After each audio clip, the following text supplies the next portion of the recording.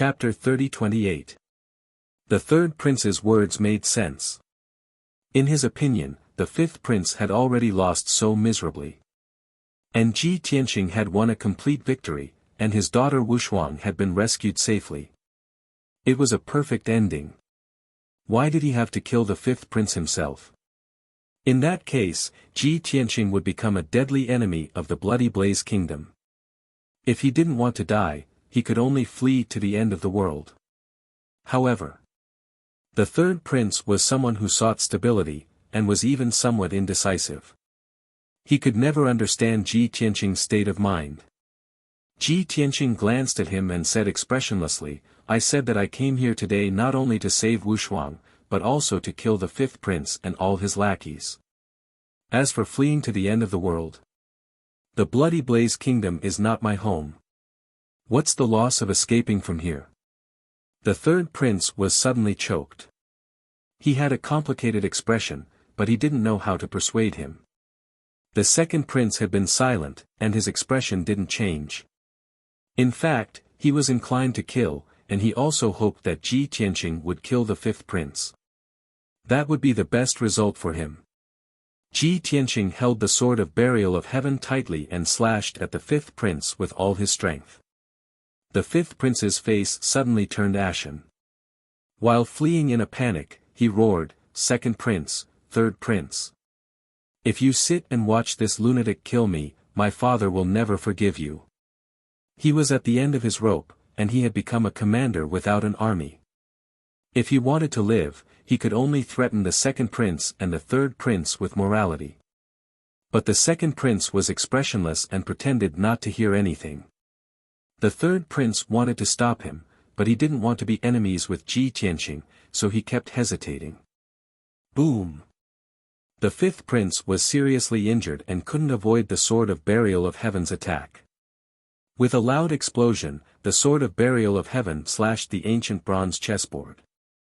Instantly, the millstone-sized ancient bronze chessboard was split into two halves by the sword and was sent flying dozens of miles away. The fifth prince was also sent flying 30 miles and fell into the ruins. Ji Tianqing chased after the fifth prince again with his sword in hand. Once again, he swung his sword and slashed out two dazzling golden sword lights at the fifth prince. The fifth prince was so shocked that his soul almost left his body. His eyes almost popped out of their sockets. At this critical moment, he could only use the bronze furnace to protect himself. Clang! The sword of burial of heaven fiercely slashed at the bronze pill furnace, causing another loud explosion. The cauldron trembled violently and flew for 20 miles before it finally stabilized. The fifth prince was not hit by the sword, but he was shocked to the point of spitting out blood. He looked even more dispirited. As the power of the bronze pill furnace weakened, the poison in his body could no longer be suppressed and began to spread again. Helpless, he hurriedly drew upon the power of the pill furnace to suppress the violent poison in his body. At this moment, Ji Tianqing caught up and slashed out a third time. Shwa! A dazzling golden sword radiance, carrying an incomparably violent killing intent, suddenly slashed towards the fifth prince. The fifth prince was so weak that he did not have the strength to dodge. Just as he was about to be beheaded by the sword light, his head separated from his body. He felt that his time of death had come. His expression was one of fear, despair, and helplessness. The second prince's blood was boiling. He secretly clenched his fists, his heart filled with anticipation. The third prince, on the other hand, was nervous. His heart was in his throat, and he could not help but open his mouth to stop it. But at this moment, an angry roar suddenly exploded in the sky. A dazzling blood-red blade of light suddenly descended from the sky. "How dare you assassinate the prince? You must be tired of living." As the powerful and mighty voice rang out, the blood-red blade of light that was hundreds of feet long collided with the dazzling golden sword radiance. Bang! In a deafening muffled sound, the sword radiance and the blood-red blade of light collapsed at the same time, exploding into fragments of sword radiance that filled the sky. The violent and devastating shockwave sent the bronze cauldron and the fifth prince flying. Fortunately, Ji Tianqing's sword radiance was blocked, and the fifth prince's life was saved. But unfortunately, the shockwave of the explosion wrapped around the sword radiance fragments and minced his body into a bloody mess. In particular, his 2 legs were actually minced into pieces by the sword radiance, leaving only a pale red divine bone. The fifth prince, who was already severely injured, could no longer bear the pain of losing his legs. His vision turned black and he fainted.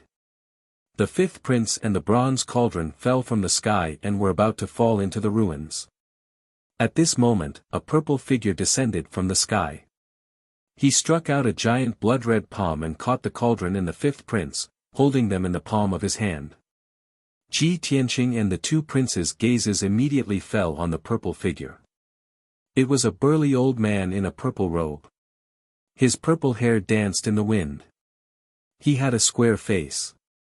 His beard and eyebrows were already white.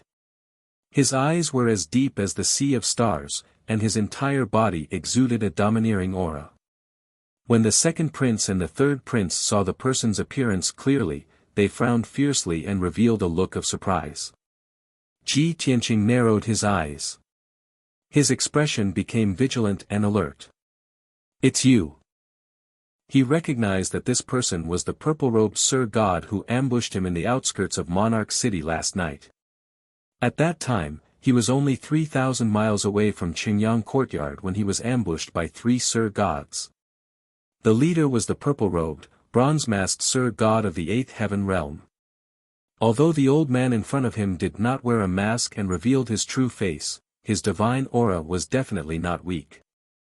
However, the aura of his divine power could not be wrong. Ji Tianqing was sure that it was him. The purple-robed old man glanced at him and sneered. "Ha! It's me. What do you want?" After that, the purple-robed old man ignored him. He carried the fifth prince in his arms and silently performed a spell to treat him.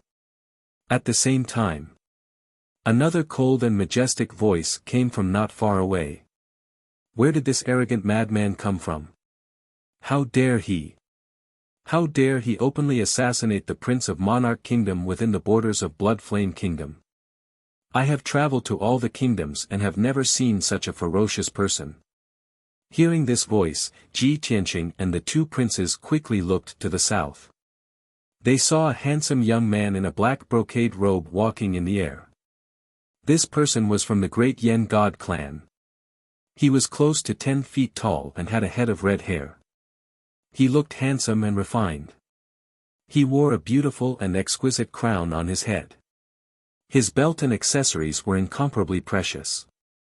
Most importantly, the black brocade robe he wore was embroidered with 8 lifelike golden divine dragons. One look and one could tell that this refined young Sir God clan member had an extremely honorable status. Behind him, there were 4 high divine lords dressed in different attire. 2 of the Sir Gods had ugly and distorted faces. Their auras were also chaotic.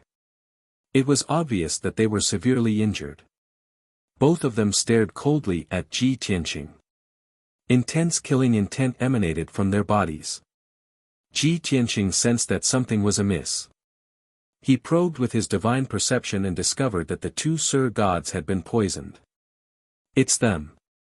He instantly understood that the 2 ugly Sir Gods were the unlucky fellows who tried to kill him last night and were poisoned by him. At this moment, he finally understood the black-robed young man's identity. This person was the 5th prince's backer, the mastermind behind this plan. Chapter 30-29. The unconscious 5th prince was saved by an 8th-level divine lord realm purple-robed elder. The black-robed youth had 4 divine lords with him, and his strength was unfathomable. It was impossible for Ji Tianqing to kill the 5th prince now. He frowned and stared coldly at the black-robed youth. "Who are you?" The black-robed youth raised his eyebrows and glanced at him with interest. "You don't even know me. People like you, who are ignorant yet arrogant and despotic, have no idea what you're doing. I wonder how you managed to survive until today." The second and third princes bowed and cupped their hands at the black-robed youth. "Greetings, Prince Lien." The two of them had respectful postures. Even the divine lord powerhouses and imperial guards under them bowed their heads with solemn expressions. This puzzled Ji Tianqing. Prince Lien. A prince of the blood-flame divine kingdom? The king's brother? The uncles of the princes? No. Even if he's the king's elder brother, they wouldn't be so afraid. Prince Lien glanced at the two princes and said with a smile that was not a smile, "You two, well done. You actually colluded with outsiders to deal with your own brother. As expected of royalty." The contempt and sarcasm in his words were clear as day. After saying that, he ignored the two princes and hurriedly checked on the fifth prince's injuries. He frowned when he saw that the fifth prince was seriously injured and unconscious with poison surging in his body. What a vicious method. Prince Lien muttered with a grim expression. He took out a jade-green divine pill and catalyzed it with his divine power. Swoosh! The divine pill turned into a dark green stream of air and entered the fifth prince's body. Soon, the power of the pill formed a protective layer that protected the fifth prince's heart and godhead. The fifth prince was finally out of danger and his life was no longer in danger. At the same time, the dark green medicinal power swam in his body and kept devouring the poison. The fifth prince's symptoms eased a little and he slowly woke up. He saw Prince Lien the moment he opened his eyes. He hurriedly propped up his heavily injured body and bowed. "Greetings, Prince Lien. I'm sorry that my plan failed and disappointed you." The fifth prince's attitude was very respectful, but there was also a trace of fear and worry. No one knew what he was afraid of and worried about. Prince Lien calmly raised his hand and patted him on the shoulder. "Don't worry, it's just a small loss. Don't worry about it." Moreover, the other party had three forces working together.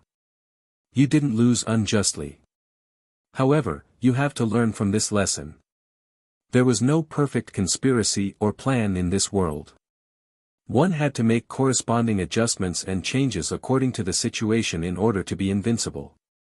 Most importantly, only when one is strong enough can one ignore all schemes and schemes.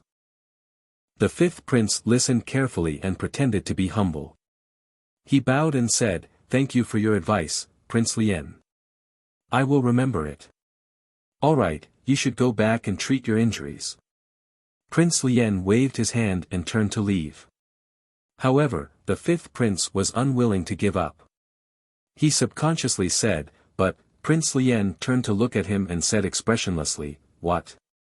Are you still not satisfied? You want me to kill that brat?" The fifth prince remained silent, tacitly agreeing with this idea. However, he knew that he was being rude and hurriedly apologized. "I was thinking too much. Please forgive me, Prince Lien." Prince Lien said indifferently, "You have to remember that when you have no trump cards but still refuse to give up and fight like a cornered beast, you have already lost." His meaning was clear and everyone present understood. Although Prince Lien was here, he only brought 5 high-level divine lords with him. 2 of the divine lords were heavily injured and poisoned. They did not have much fighting strength. Even if Prince Lien personally attacked, it would be difficult to kill Ji Tianqing. After all, Ji Tianqing had 7 high-level divine lords, 2 imperial army commanders, and more than 40 imperial army soldiers. Prince Lien's side had no chance of winning. If they really fought, the 5th prince would definitely die. 4 of the 5 divine lords would also die. Only that purple-robed elder could cover Prince Lien's escape. Therefore, Prince Lien would definitely not do such a stupid thing. Before leaving, Prince Lien took a deep look at Ji Tianqing. His eyes were deep and cold as he said in a playful tone, "Young man, there will be plenty of time in the future. You must live well. Don't die in the hands of others. I will be very disappointed." In other words, he was determined to take Ji Tianqing's life. Ji Tianqing looked at him expressionlessly and said, no matter who wants to kill me, they will all die under my sword in the end. There are no exceptions. Hearing this, Grand Prince Lien's pupils constricted, and a cold killing intent flashed in his eyes. The second prince looked at Ji Tianqing with interest and admiration. Only the third prince's expression changed slightly. He was filled with anxiety as he shook his head and sighed. Soon, Prince Lien left with the fifth prince and the rest, disappearing into the horizon. The ruins within a radius of 150 miles became silent. The third prince waved his hand and ordered 10 imperial army soldiers to clean up the battlefield and collect the spoils. The second prince brought Yen Long and the rest to Ji Tianqing and bowed before leaving. Young Master Tianqing, now that the truth is out, I am cleared of suspicion. Fortunately, your daughter was successfully rescued and you are safe and sound. This prince is relieved. Ji Tianqing nodded slightly and cupped his hands. Thank you, second prince, for coming to help. I will remember this favor and will repay it in the future. The second prince smiled with satisfaction and felt that this trip was worthwhile. He nodded and said, Young Master Tianqing, I admire you for being able to distinguish between kindness and hatred. Let's not talk too much. I have to return to Monarch City to deal with some matters, so I will leave first. By the way, you must be careful in the next few days. Watch out for Prince Lien. With that, he flew into the sky with the 4 monarchs and returned to Monarch City. The third prince stood side by side with Ji Tianqing and watched the second prince leave. He sighed with a bitter smile. Sigh. Young Master Tianqing, you already have a death feud with Little Five. Why do you have to provoke Prince Lien? I understand that you don't want to lose your momentum and limelight. That's why you said those words to Prince Lien. However, those words are meaningless. In the end, you still have to submit to him. Ji Tianqing frowned and asked, what's wrong? Is Prince Lien very powerful?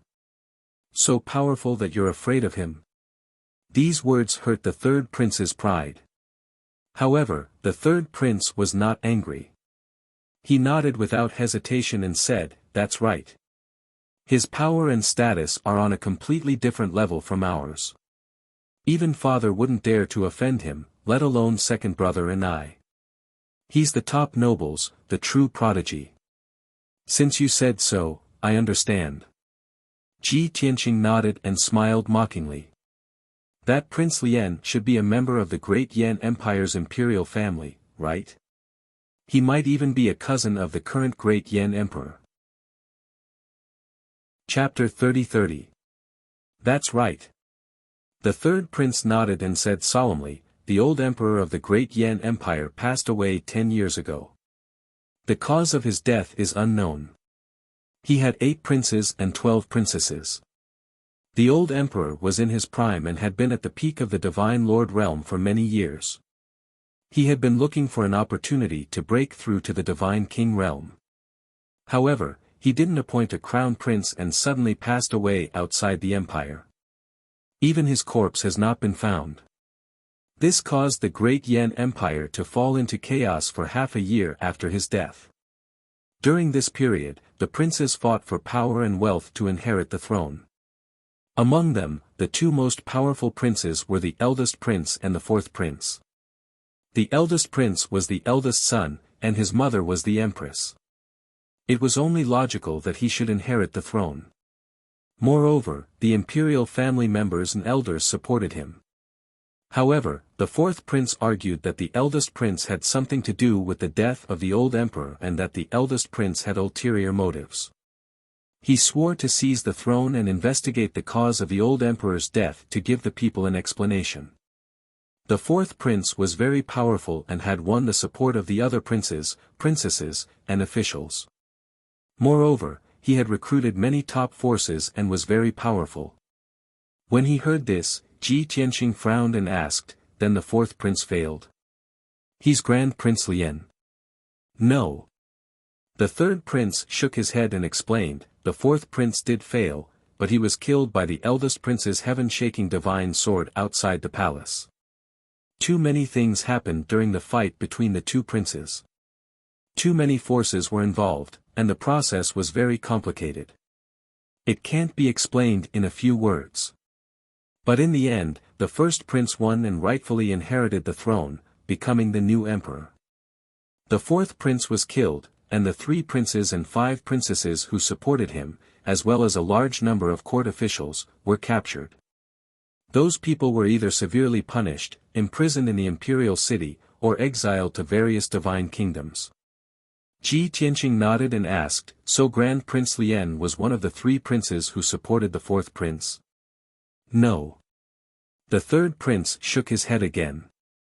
"You." Ji Tianqing frowned and said unhappily, "Can you stop keeping me in suspense and tell me everything at once?" "Ah." The third prince was a little embarrassed, so he explained straightforwardly, "Prince Lien is the 8th prince. He didn't participate in the fight for the throne. Before that incident, he had always been obsessed with the cultivation of the divine Tao and was determined to break through to the divine king realm. He wasn't interested in politics, power, or the throne, and he was only immersed in cultivation and pursued the peak of the divine Tao that was eternal and indestructible. Among the 8 princes, he was the most talented and the most favored by the old emperor. Many people even speculated that if he helped the fourth prince fight for the throne, he would most likely succeed. Ji Tianqing was even more confused and asked, "Since Grand Prince Lien is a martial maniac and didn't participate in the struggle for the throne, why was he exiled to blood-flame divine country?" The third prince was silent for a moment before replying, "Because he and the fourth prince are of the same mother. Even though he didn't participate in the fight for the throne, the fourth prince and their mother almost killed the first prince and took the throne. After the first prince fought for the throne, he killed the fourth prince and their mother. He also executed the entire fourth prince residence, killing more than 3,000 people. So that's how it is." Only then did Ji Tianqing come to a realization. No wonder Prince Lien didn't do anything and was punished. The third prince continued, "After the first prince ascended the throne, Prince Lien acted very indifferent, as if he didn't care about the death of his brother and mother. Moreover, he was still immersed in cultivation and didn't show any signs of rebellion. Because of this incident, countless people in the imperial capital talked behind his back, saying that Prince Lien was an emotionless cold-blooded animal. They really felt sorry for the fourth prince and his mother. But Prince Lien didn't move, as usual. Ji Tianqing continued, "But the more he acted like this, the more the first prince feared him. The first prince was also worried that if Prince Lien broke through to the divine king realm, his death would come." "That's right." The third prince nodded in agreement and said, "Therefore, after the first prince ascended the throne, he punished those traitors and Prince Lien. He gave the 8th prince the title of Prince Lien and rewarded him with tens of billions of resources to comfort him. He sent him to the Bloodfire Divine Kingdom as the overseer. The 8th prince's residence was kept, but all the servants, guards, and hangers-on were dismissed. When Prince Lien came to the Bloodfire Divine Kingdom, he only brought 2 servants, one old and one young, with him. It was miserable. Ji Tianqing said calmly, "The first prince did this to keep Prince Lien away from the great Yan Empire, away from the center of power, so that he wouldn't have a chance to stir up trouble. Moreover, he removed his subordinates and made him an idle prince in the Bloodfire Divine Kingdom. In this way, Prince Lien wouldn't be a threat to the first prince's throne. However, Prince Lien wasn't the kind of person who would take it lying down. I guess Prince Lien has been recruiting and scheming in the dark ever since he came to the Bloodfire Divine Kingdom. He probably wants to kill his way back to the great Yan Empire to avenge his mother and brother." The third prince frowned and thought for a while. He nodded and said, "Maybe. However, this kind of thing is better left unsaid. Who would dare to discuss it openly?" After Prince Lien came to the Bloodfire Divine Kingdom, he built his residence into an impregnable fortress in just 3 years. Not only did he recruit thousands of guards, but he also recruited 300 diners and people with special abilities. Moreover, the fourth prince's old subordinates, including those top martial arts forces, have quietly joined him. Now, he has formed an alliance with the fifth prince. I guess he has some ulterior motives. I don't know what method he used to make the fifth prince the crown prince. This matter definitely has something to do with Prince Lien.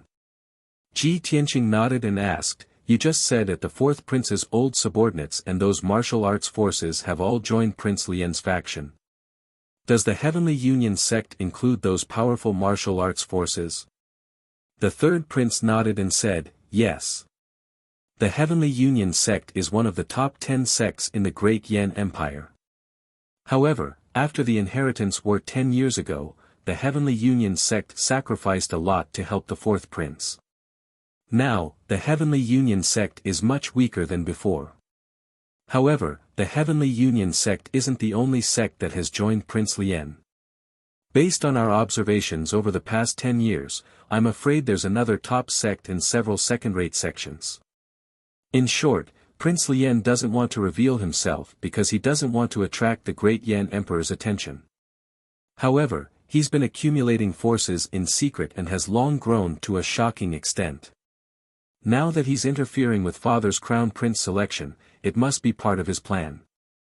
Ji Tianqing nodded slightly and muttered to himself, "A ninth-level divine lord, the prince with the most talent and potential. Moreover, he's gathered a large number of experts and recruited 2 top sections.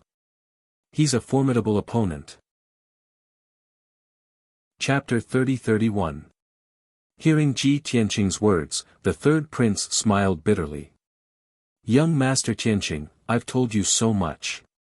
Do you still not understand? Prince Lien's identity, status, and influence far surpass ours. We're no match for him. Why should we throw an egg at a rock and seek our own destruction?" Ji Tianqing glanced at him and said indifferently, "Even if we don't want to be enemies with him, we've already formed a deep grudge. Will he let us go? Of course, the person he wants to kill is me. You don't have to worry. At least, you're the third prince of Blood Flame Divine Kingdom. As long as you don't form a death grudge with him, he won't make things difficult for you." This. The third prince was stunned. He said awkwardly, "Although that's true, we're allies.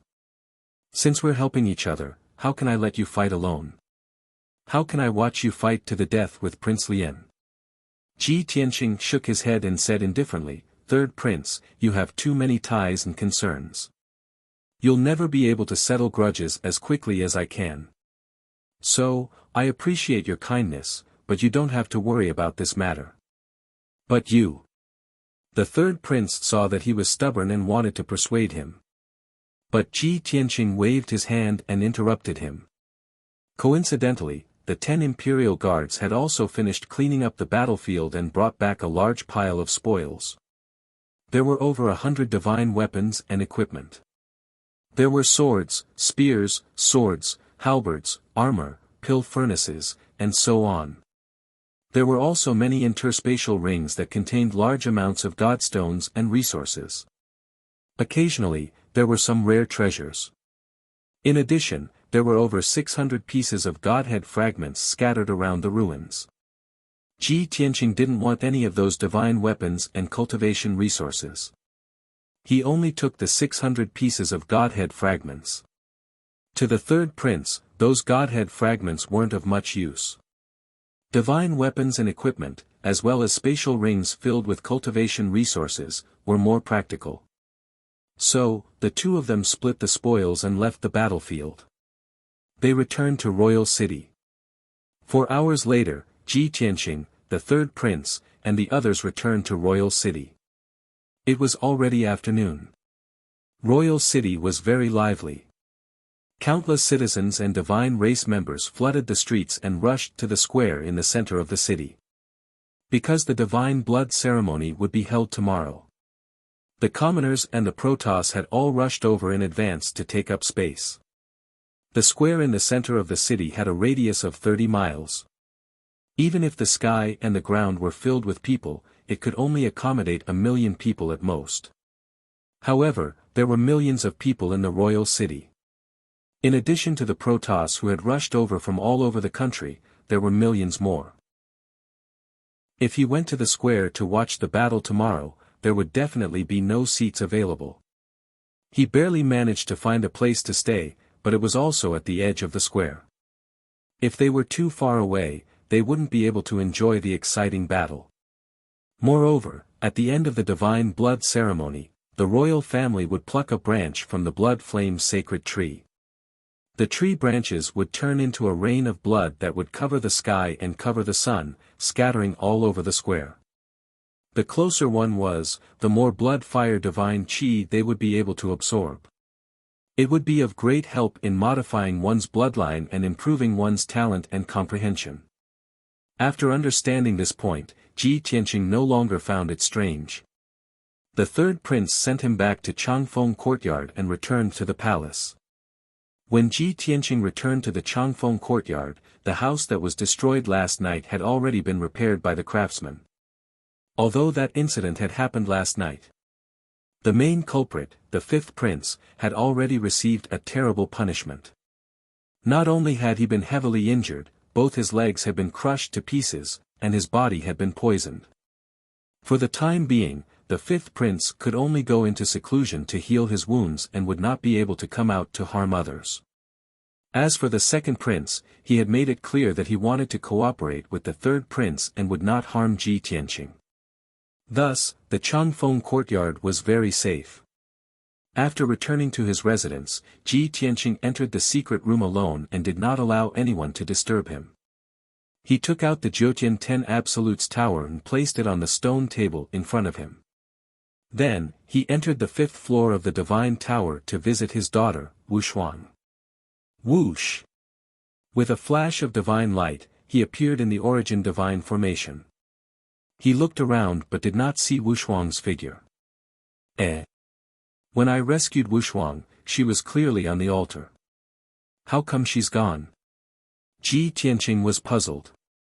Wuxia was still bound by the fifth prince's divine rope and could not use her divine power.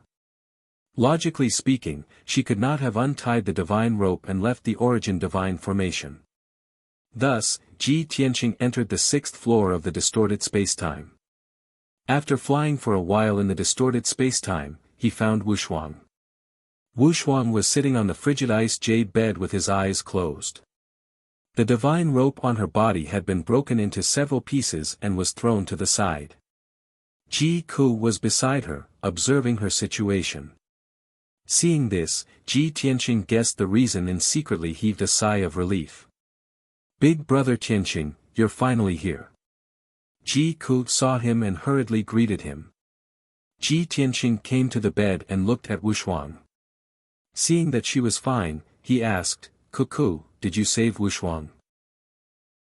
Ji Ku nodded and said, yes, I sensed through the divine tower that Wuxia was in the origin divine formation and was sealed by a divine weapon.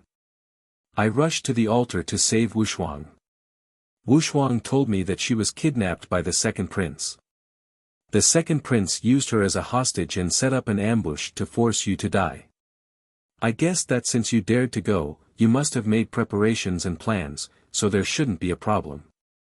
Thus, I helped Wuxia untie the divine rope without discussing with you so as not to disturb you. Ji Tianqing was surprised and asked, the divine rope tied to Wuxia is a high-grade monarch-grade divine weapon. Even if I wanted to untie it, it would take a lot of effort. How did you untie the divine rope and cut it apart? Ji Ku pointed above and smiled, of course, I borrowed the power of the divine tower. Ji Tianqing came to a realization and did not ask any more. Most of the time, he was the one using the divine tower and it seemed to be his divine weapon. But in reality, Ji Ku was the true master of this divine tower. After all, she had inherited the divine Tao inheritance of the divine bird phoenix and cultivated the 9 revolution undying art. This 9 heavens 10 absolutes tower had also become one with her and was connected by blood. Ji Tianqing, Wuxia, and the others still needed to cultivate the divine power of the phoenix's nest before they could return to the divine tower from afar. Ji Ku, on the other hand, did not need to. He could enter and leave at will with just a thought. At this moment, Ji Ku asked again, Big Brother Tianqing, is the crisis over? You successfully escaped from the encirclement.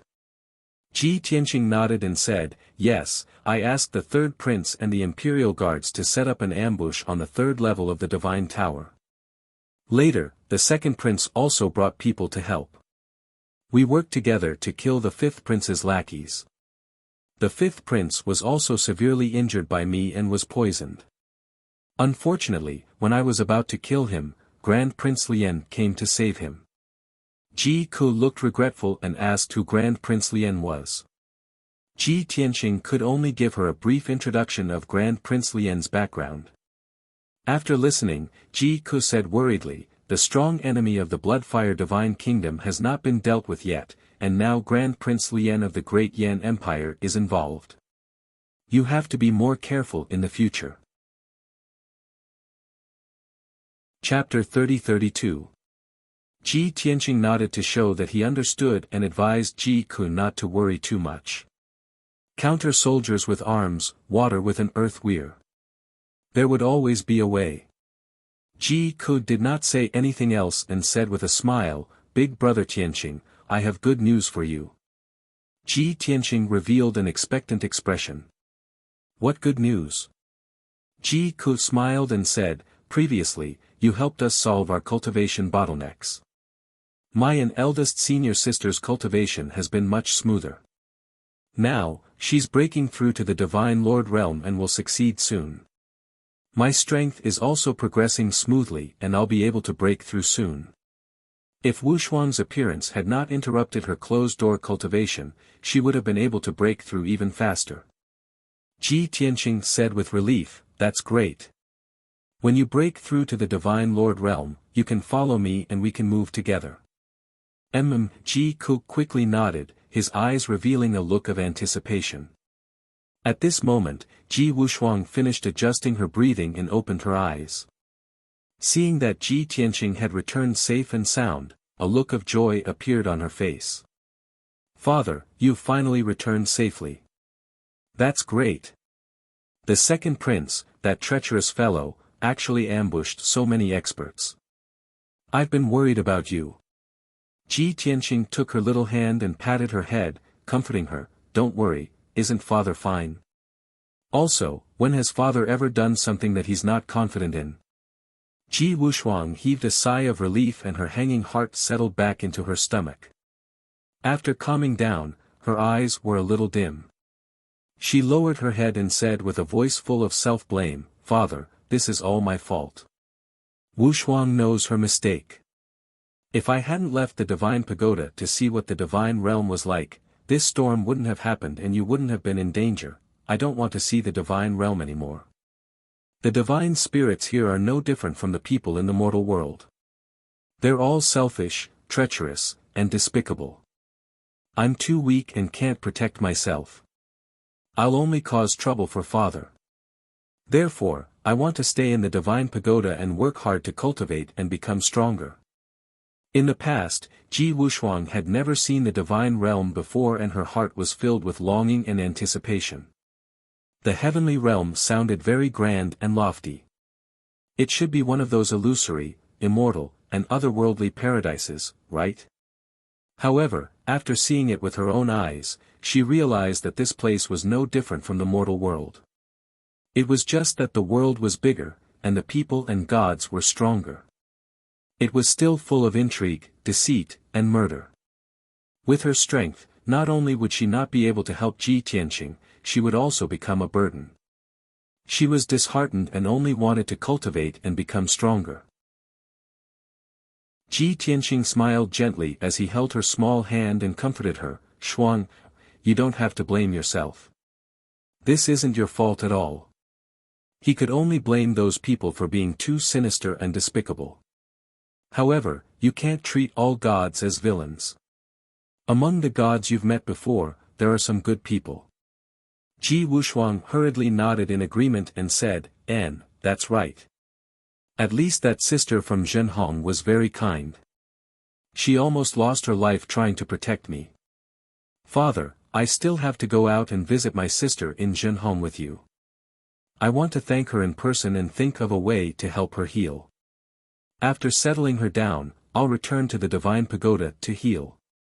Is that okay? Ji Tianqing nodded in agreement.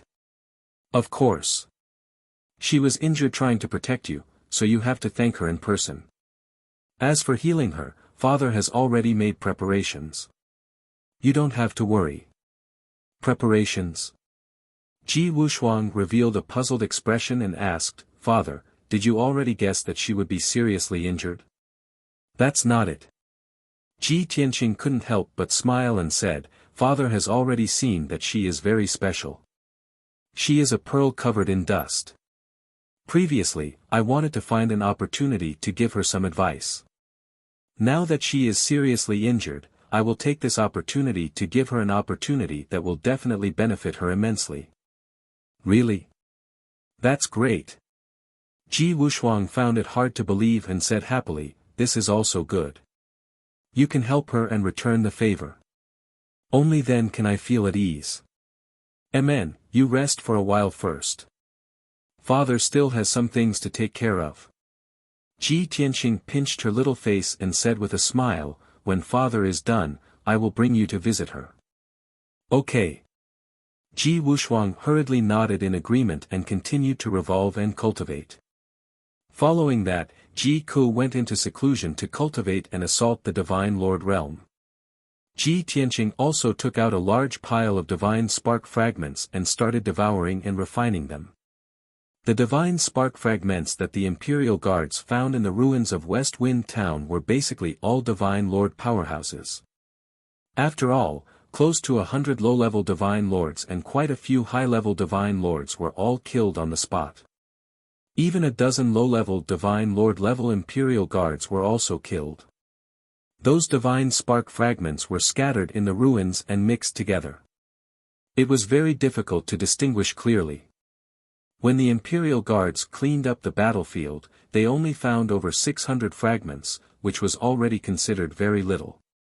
Although these fragments were all low-level Divine Lord level, there were enough of them.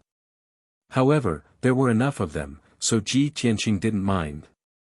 He cast the devouring divine ability and swiftly devoured those divine spark fragments, absorbing the power inside and stripping away the divine Tao laws inside. Inside each divine spark fragment contained 3 to 5 kinds of divine Tao laws. Ji Tianqing screened them continuously, eliminating the laws that he already grasped and also eliminating those low-level and useless laws. This way, the divine Tao laws that were suitable for him to refine were few and far between. Time passed by quietly.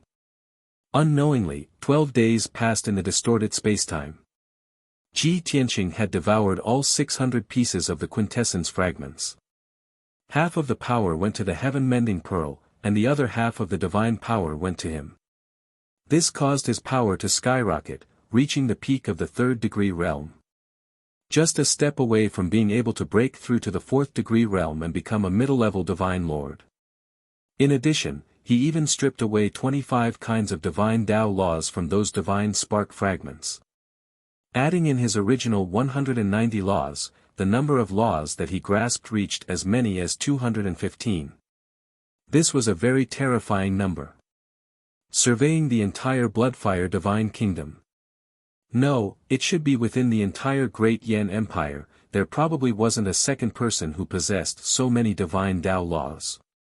Even the Great Yan Empire's old emperor, that peak Divine Lord powerhouse, also couldn't possibly grasp so many laws.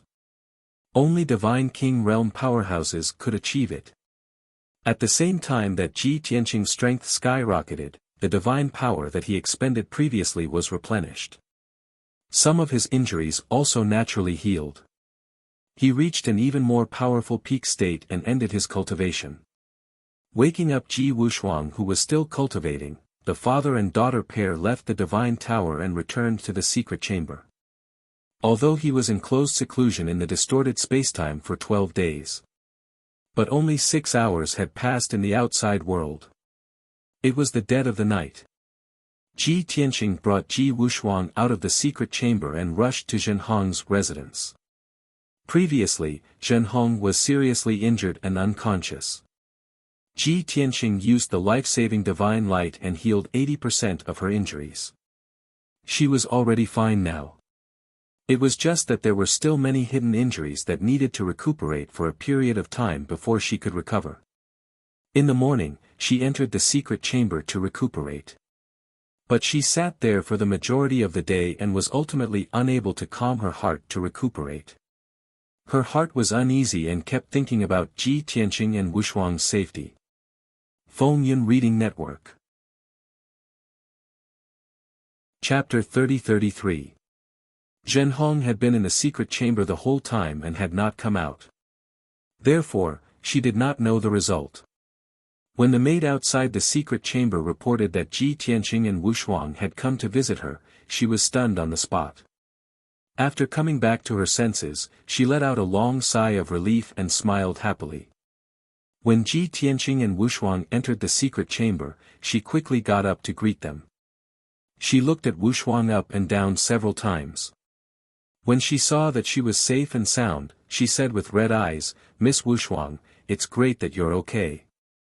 I've been worried all day. Fortunately, you've returned safely." Ji Tianqing could see that Zhenhong's injury was not improving, so he guessed that she was not lying. Ji Wushuang bowed to her and thanked her sincerely. Zhenhong quickly supported her and said with some fear, "Young mistress, please get up. Zhenhong can't accept such a big gift. Moreover, Zhenhong failed to protect you. It's already a great kindness for young Master Tianqing to not blame me." Both sides exchanged a few words. After Wushuang thanked him in person, Ji Tianqing asked her to return to the divine tower and go into seclusion to distort the spacetime. The secret chamber quieted down. Only Ji Tianqing and Zhenhong were left. At this time, Ji Tianqing began to talk about business. "Miss Zhenhong, your injury has not healed. This time, not only Wushuang wants to thank you in person, but I also want to help you heal." Zhenhong was stunned for a moment and was quite moved. She quickly waved her hand and said, "Young Master Tianqing, I don't dare to trouble you anymore. Previously, you used that holy divine light to heal 80% of my injury. You really don't have to trouble yourself anymore." She was moved and lowered her head shyly, not daring to look at Ji Tianqing's face. For some reason, when she was alone with Ji Tianqing in the secret chamber, her heart would beat faster. Ji Tianqing said seriously, "Actually, it's not just about treating your injuries.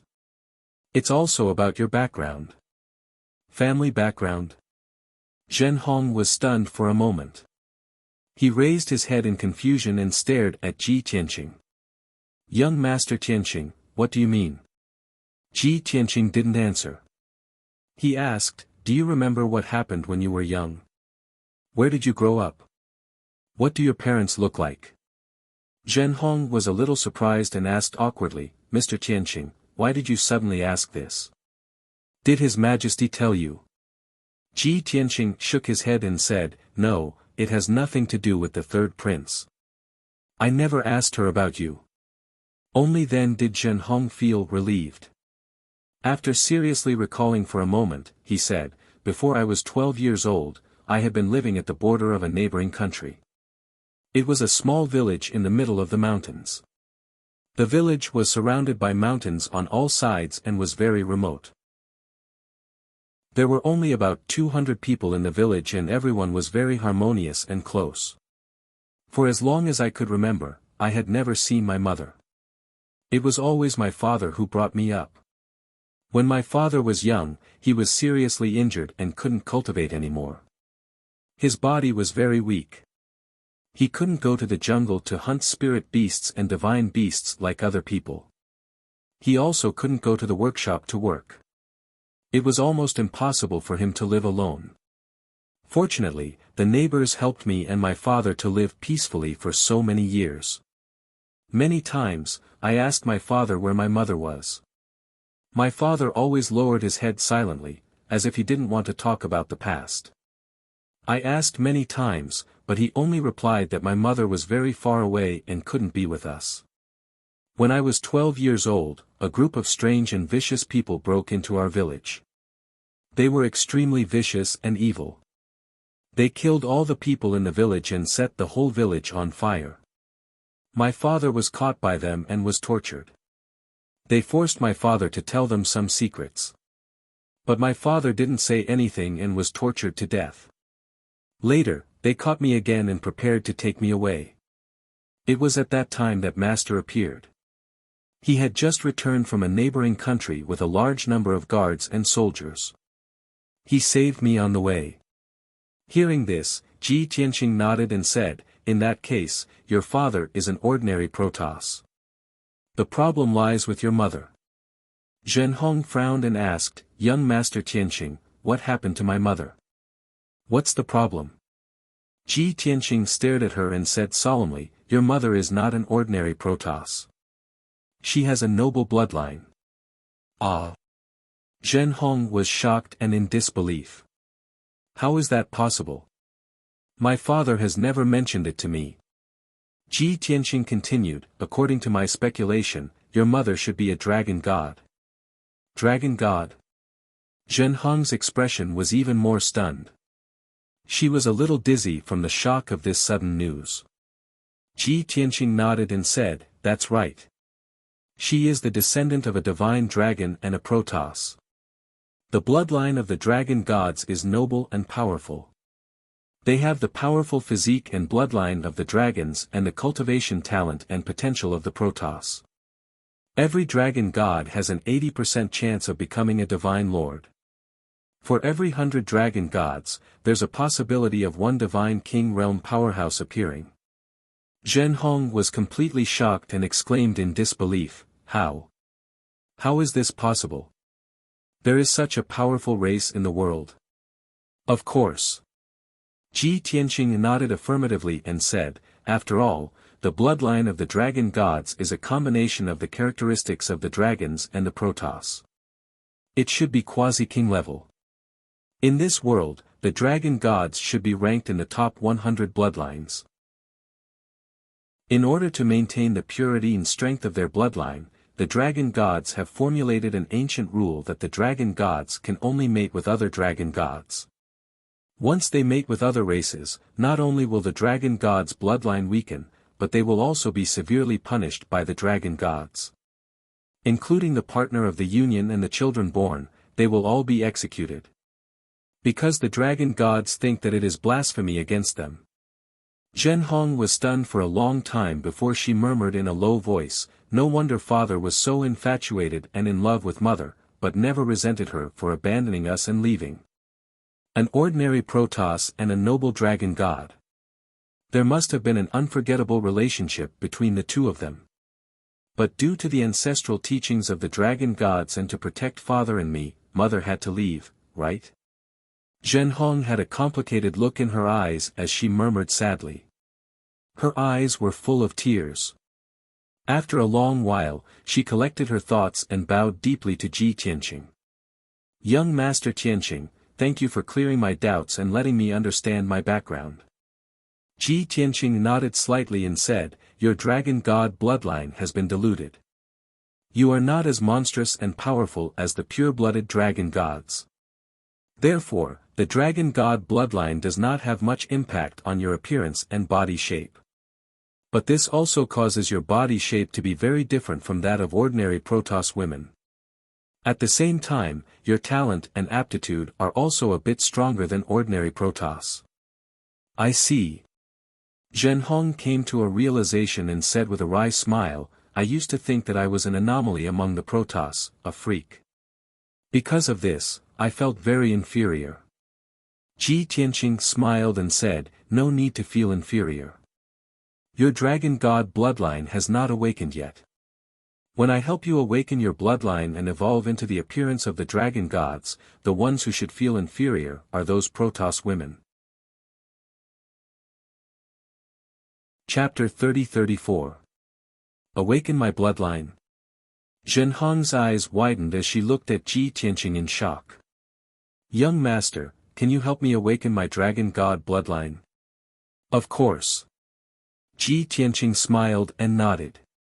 This is not difficult for me. He did not say the rest of his words. After all, he had a real divine dragon by his side. There was also a half-dragon half-god guy. This sudden huge surprise made Zhenhong a little flustered, and her pretty face blushed a little. Young master. How can you help me awaken my bloodline?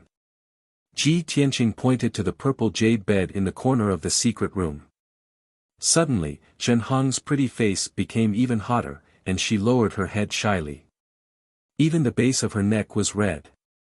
She hesitated for a moment before she got up, walked to the purple jade bed, and slowly lay down. Ji Tianqing frowned, and he did not know whether to laugh or cry. Why are you lying down? Meditate and activate your bloodline. Huh? Zhenhong realized that she had misunderstood and was immediately embarrassed. She hurriedly got up and sat cross-legged on the jade bed, closed her eyes, and began to activate her divine power. Ji Tianqing did not say anything else and used his divine sense to communicate with the black dragon. Little Black, lend me a drop of dragon blood. The black dragon was cultivating in seclusion when it suddenly heard this sentence, and its body trembled. Old Ji, you. What do you want to do? It instinctively had a premonition that something bad was going to happen. Ji Tianqing explained, don't be nervous, I only need a drop of dragon blood as a primer to activate Zhenhong's dragon god bloodline. You really only need a drop of blood? The black dragon relaxed and hurriedly activated its cultivation to force out a drop of dragon blood. Whoosh! A drop of pure black dragon blood the size of an egg flew out of the divine pagoda and landed in Ji Tianqing's palm. This drop of dragon blood was crystal clear like a black gemstone. It shone with 7-colored divine light and emitted a powerful dragon aura. Ji Tianqing glanced at Zhenhong and saw that she was still channeling her energy. Her bloodline had not been fully stimulated. Therefore, he sent out a burst of divine power from his left hand into Zhenhong's body to help her activate her bloodline power. Not long after, the blood in her body began to boil like a great river. Zhenhong's face also turned red. His skin swelled, and his veins bulged. He looked even more majestic. Furthermore, the state of her blood boiling caused her to sweat all over and her body to tremble uncontrollably. For a girl, this state was not beautiful. However, she couldn't care less. She could only calm herself down and focus on maintaining the circulation of her bloodline. Zhenhong, I'll use a drop of dragon blood to completely awaken your dragon god bloodline. The process will be a little painful, but you must hold on. As long as you can get through this, you'll be reborn. Although this sounded quite dangerous, Zhenhong chose to believe him and nodded in agreement. Understood. Ji Tianqing no longer hesitated. He pointed at her forehead with his right hand and shot out the black dragon blood. Swoosh! The egg-sized drop of black dragon blood turned into a pitch-black stream of water and drilled into her forehead. It swam in her mind, then spread to her limbs and bones, and quickly merged into her bloodline. Suddenly, her boiling and surging bloodline became even more violent as if it had encountered a shocking hurricane. Rumble. The speed of her blood surging immediately increased by 5 times, making a low sound like muffled thunder. Not only did it speed up, but the power of her bloodline also increased by several times. As it rushed through her meridians and blood vessels, it even stirred up layers of huge waves and vortexes. Such violent power caused Zhenhong's body to swell as if it was filled with air. Bang! Bang! Bang! With a series of muffled explosions, her body continued to grow taller and wider. Her skin also cracked, and blood flowed out. Her meridians were widened, and her bones grew rapidly, becoming wider and stronger. In just 100 breaths, she had grown 6 feet taller and 50% larger. The dragon god bloodline hidden deep in her bloodline was completely activated. Her appearance also underwent a huge change. She no longer looked like an ordinary god. She had indeed become a dragon god. She was 4.5 meters tall, slender and vigorous, and filled with explosive power. The cracked skin all over her body was healing at a speed visible to the naked eye. Golden dragon scales gradually grew out from the areas where the blood was dripping. Her tailbone was also elongated, breaking through the constraints of her skin, and a dark golden dragon tail emerged. And the top of her head, a bone also broke out and quickly turned into a dragon horn. Although that pale golden bone was only the embryonic form of a dragon horn. But in the future, as her strength continued to increase, that dragon horn would also grow. At this moment, Zhenhong was indeed as Ji Tianqing had said. She had broken through the cocoon and become a butterfly, bathed in blood and reborn. However, the pain she suffered was also unimaginable to ordinary people. Her blood boiled, her meridians and flesh were torn, her bones expanded and grew, her appearance changed and reformed. This kind of pain was equivalent to piecing her back together after being torn apart. She trembled in pain, her face was distorted, and her body was covered in blood and cold sweat. Although her will was strong, she clenched her teeth and did not let out a scream. But from time to time, 1 or 2 painful muffled groans overflowed from her mouth and nose. Ji Tianqing was most worried that she would not be able to bear the pain during the awakening process and fall into a coma. That would be the failure of the awakening, and it would cause irreversible damage to her. Fortunately, she was strong enough and had a strong will. She actually survived. After a full hour, her bloodline calmed down. The sudden changes in her appearance gradually stabilized. The pain like death by 1,000 cuts was also rapidly alleviating. The awakening was successful. Phew! Zhenhong let out a long sigh of relief, spat out a mouthful of blood, collapsed, and panted violently. It was as if the near-death experience had almost exhausted her mental and physical strength. So much so that she did not notice that the clothes on her body had been torn apart and turned into a pile of rags. Most of the rags were stained with blood and scattered on the ground. It could not cover her incomparably slender, vigorous, and perfect body after her evolution. Ji Tianqing witnessed the whole process, but he did not have a trace of distracting thoughts.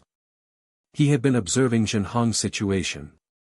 Seeing that her state was stable after the successful awakening, he warned, "You have successfully awakened the dragon god bloodline and become a dragon god warrior. But it is not over yet. The 5 hours after the awakening is the best time for you to lay the foundation of the divine Tao. Put on your clothes first, I will let the white dragon help you." After that, he took out a set of scarlet armor from the space ring and handed it to Zhenhong. This was a set of mid-grade monarch-level artifact, which could be enlarged or shrunk at will. It was as light as nothing when worn. Zhenhong did not care about her shyness. She used her power to clean up the blood and rags on her body, and quickly put on the scarlet armor. The slender and healthy body of the dragon goddess was immediately covered by the armor. But even so, it was difficult to hide her explosive curves and proud posture. She looked down at herself and whispered, "Young master really did not lie to me. This is the true form of the dragon god clan.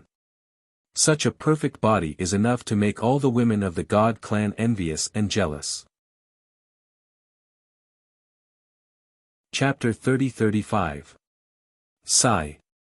Women. Ji Tianqing heaved a silent sigh. After all, Zhenhong's focus was a little strange. Ji Tianqing didn't say anything and contacted Bai Long in the divine tower with his divine sense. "Bai Long, it's time to work."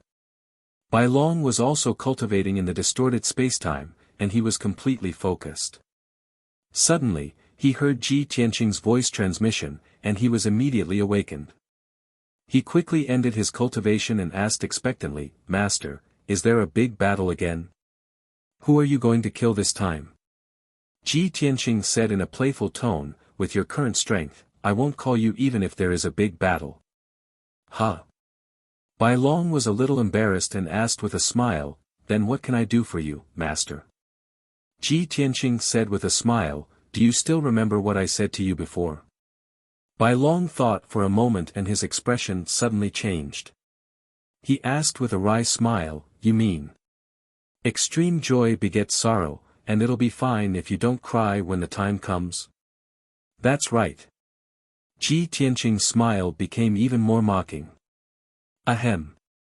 Bai Long's expression changed and he said fawningly, "Master, I'm so obedient, sensible, filial, and adorable, cut the crap and come out." Ji Tianqing interrupted him simply and rudely. Bai Long left the divine tower and appeared in the secret chamber. Just as he was about to beg Ji Tianqing for mercy, he suddenly saw Zhenhong sitting on the jade bed in a crimson armor. He was stunned and a stunned expression appeared on his face. He couldn't help but exclaim, "Wow! Isn't this a female warrior of the dragon gods? Oh my god!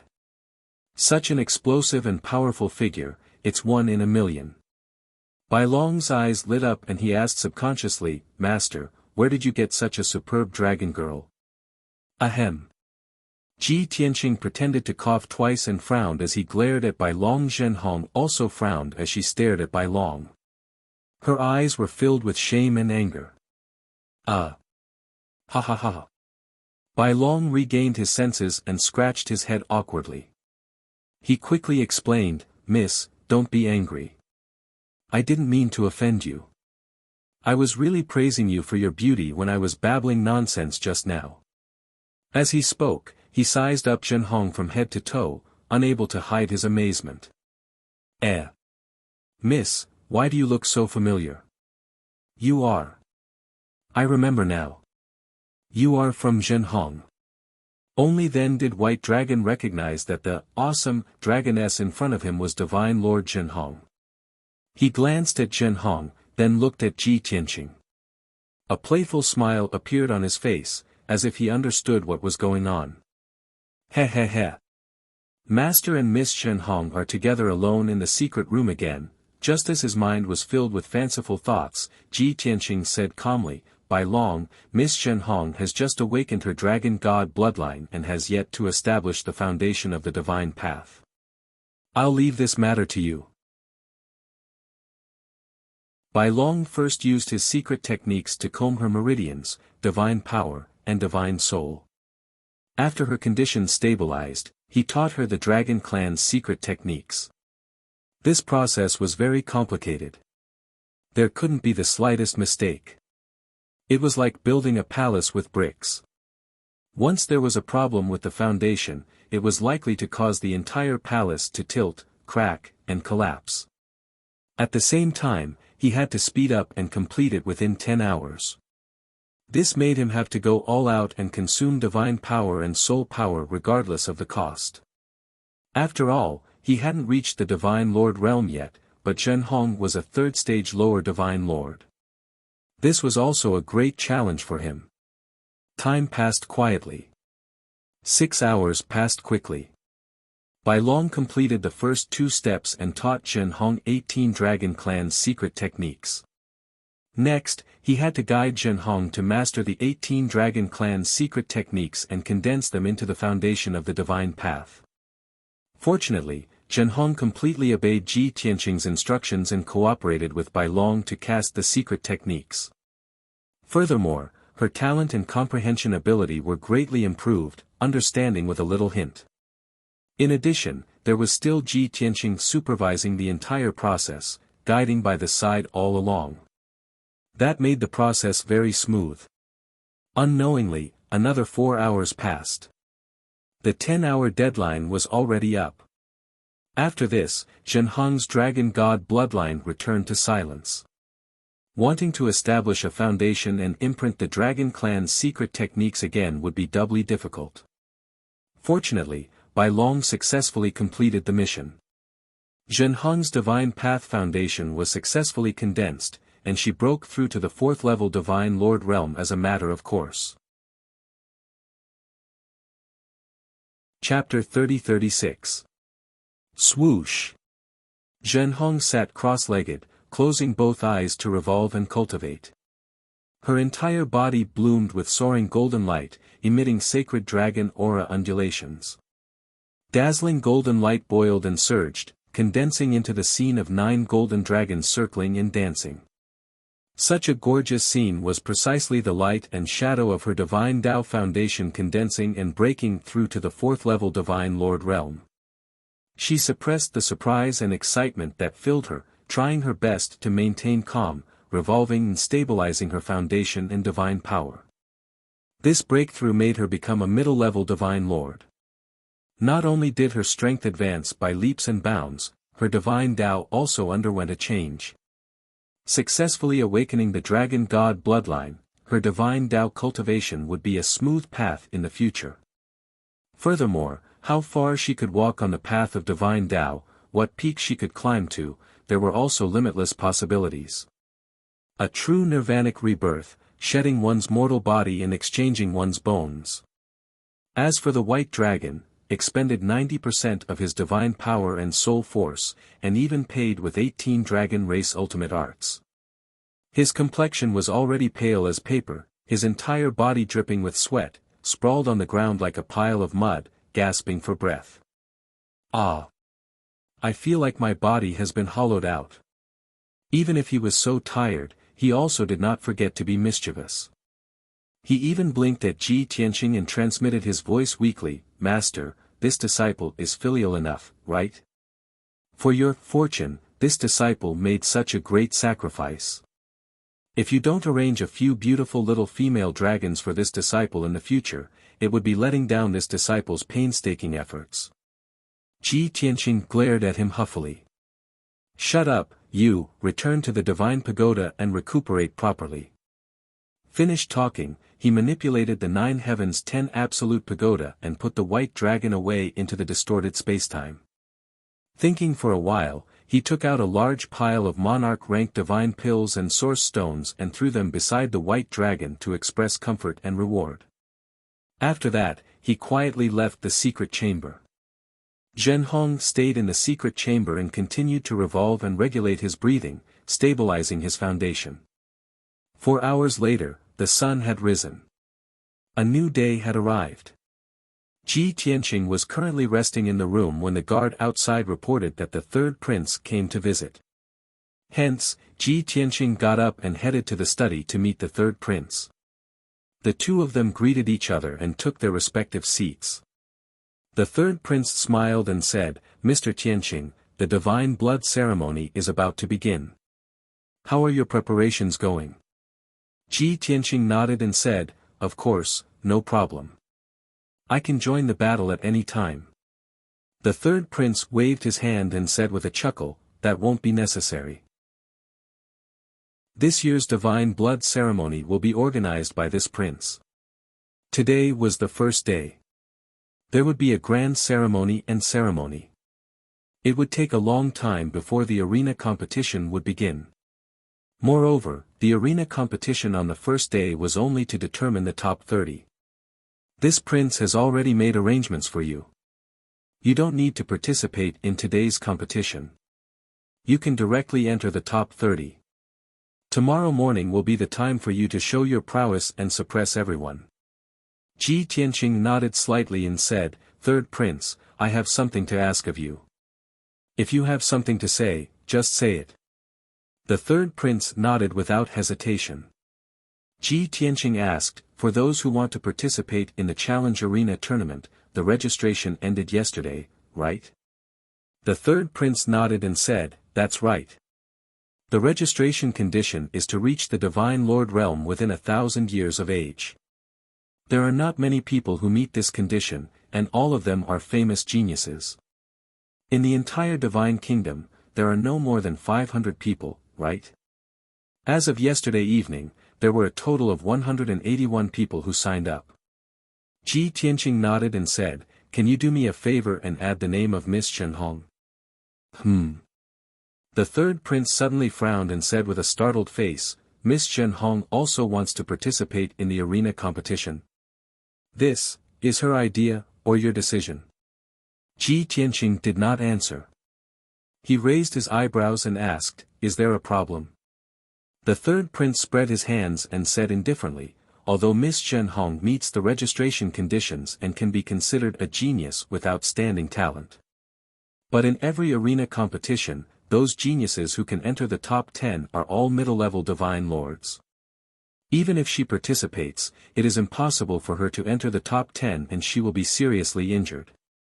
This is meaningless and will affect the normal affairs of the Longwind courtyard. Ji Tianqing said with a chuckle, just last night, she broke through to the 4th stage and became a middle-level divine lord. Ah! The third prince was shocked and showed an expression of disbelief. How is this possible? Didn't she just get seriously injured and her injuries have not even healed? How did he manage to break through to 4th stage realm in just one night? Ji Tianqing was about to explain the whole story. At this time, the voice of the guard came from outside the door. Reporting to young Master Tianqing, Miss Zhenhong requests an audience. Ji Tianqing looked at the third prince and said with a smile, since she is here, you should see for yourself. As his voice fell, Zhenhong, who was wearing a red armor, stepped into the study. When she stepped through the door of the study, she had to bend down to avoid hitting the door bar. After all, this door was designed for the divine race and was only 10 feet tall. And Zhenhong's height had reached 1.5 feet. When she entered the study, Ji Tianqing and the third prince, who were sitting, felt a sense of oppression. After all, not only was her body slender and tall, but her curves were also abnormally hot. Especially the proportion of her legs, which reached 60% of her body. Although her whole body was wrapped in red armor, only her shoulders were exposed. But her face was more beautiful, and her facial features had a kind of determined heroic spirit. Her temperament became more special and charming. Moreover, the short little golden dragon horn on her forehead looked a little silly and cute. The third prince was dumbfounded on the spot. He stared straight at Zhenhong and stood up with a bang. He was so shocked that he forgot himself. You are Miss Zhenhong. The third prince pointed at her and asked in shock, stuttering a little. No matter how calm and experienced he was, he could not bear such a big shock. In just a short time, Miss Zhenhong had become like this? He found it hard to accept. Zhenhong was also stunned for a moment before she bowed to him. Zhenhong greets the Lord. Then, she looked at Ji Tianqing and bowed deeply. She said sincerely, Zhenhong will remember young master's kindness for giving me a new lease of life. I will never forget it. Ji Tianqing nodded slightly and asked, has your foundation been stabilized? Can you adapt? Zhenhong quickly replied, young master, don't worry. After 4 hours of recuperation, I can control myself freely. The feeling of being reborn is really wonderful. That's good. Ji Tianqing looked gratified and said, just now, I told the third prince to add your name to the list and participate in the divine blood ceremony. What do you think? Zhenhong was stunned for a moment. Then, she showed a grateful look and quickly nodded. Thank you for your support, young master. I will do as you say. Zhenhong also wants to try and see how big the gap is between me and the top 10 geniuses. The third prince stared blankly at the two of them asking and answering questions. His expression was a little strange, and he even felt that it was a little ridiculous. Why do they act like master and servant? It seems that Zhenhong only has eyes for him and treats him as her master. This prince is clearly her master. Fengyun Reading Network. Chapter 30-37. For a long time, Zhenhong had always obeyed orders. Her personality was simple, kind, courageous, and determined. The third prince couldn't understand how Ji Tianqing could capture Zhenhong's heart in just a few days. With Ji Tianqing present, he, the real master, seemed superfluous. So embarrassing. Could it be that Zhenhong became like this and became a mid-level divine lord because of Ji Tianqing? Thinking of this, the third prince was even more shocked and felt that it was incredible. Young Master Tianqing, how did you do it? He stared at Ji Tianqing with a burning gaze, his eyes full of amazement. Ji Tianqing said with an indifferent expression, this is her original appearance, it's just that she hasn't awakened. What I did was just to give her a push and help her awaken sooner. Although he said it casually, the third prince was well aware of how miraculous this was. He saved Zhenhong and devoted hundreds of years to cultivate her, but he didn't see the problem with Zhenhong's bloodline. As a result, Ji Tianqing helped Zhenhong awaken after only a few days. This was a real powerhouse. Awesome. After holding back for a long time, the third prince could only use these two words to describe Ji Tianqing. The noble prince who spoke elegantly actually said such vulgar words. One could imagine how big of an impact this matter had on him. After calming himself down, the third prince said expectantly, since young master has helped Zhenhong and given her such an opportunity, then she will definitely be able to soar to the sky in this competition. Let's go watch the ceremony together. This prince will add Zhenhong's name and see how amazing her performance is. The three of them didn't delay any longer and hurriedly left the study and walked out. At the gate of Changfeng courtyard, the third prince's carriage was already waiting. 8 white-winged Pegasi pulled a large and luxurious carriage, accompanied by hundreds of people. The third prince, Ji Tianqing, Zhenhong, and others boarded the carriage one by one and drove toward the city square. Along the way, they passed through several wide streets, which were bustling with noise and excitement. There were people everywhere. Gods of all shapes and sizes were jostling shoulder to shoulder. Countless commoners and gods converged into a surging tide and surged toward the plaza in the center of the city. It was very difficult to travel on the road, so 8 Pegasus pulled the carriage into the sky. Not long after, the carriage arrived at the plaza in the middle of the city. As early as 2 days ago, the venue in the square had been set up. At this moment, the square with a radius of tens of miles was already packed with people.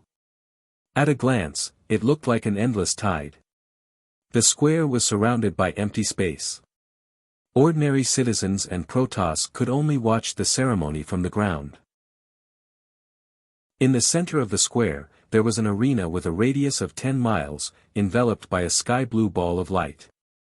Directly above the arena, there was a ceremonial platform with a radius of 3,000 feet. The decorations were sacred and solemn. There were hundreds of imperial guards guarding the ring and the ceremonial stage. Around the square, there were also tens of thousands of armored and sword-wielding guards standing there like statues. The presence of the imperial guards was like an invisible shackle, making everyone behave and not dare to cause trouble. Around the ceremonial stage, there were 4 viewing platforms suspended in the air in the 4 directions of north, south, east, and west. The viewing platforms were spacious and comfortable, and could accommodate tens of thousands of people. Only the relatives of the emperor, the upper-class nobles, and famous experts were qualified to sit on the platforms to watch the ceremony. When the third prince's carriage arrived, there was a burst of cheers and discussion in the square. After all, the second prince and the third prince had been fighting for many years.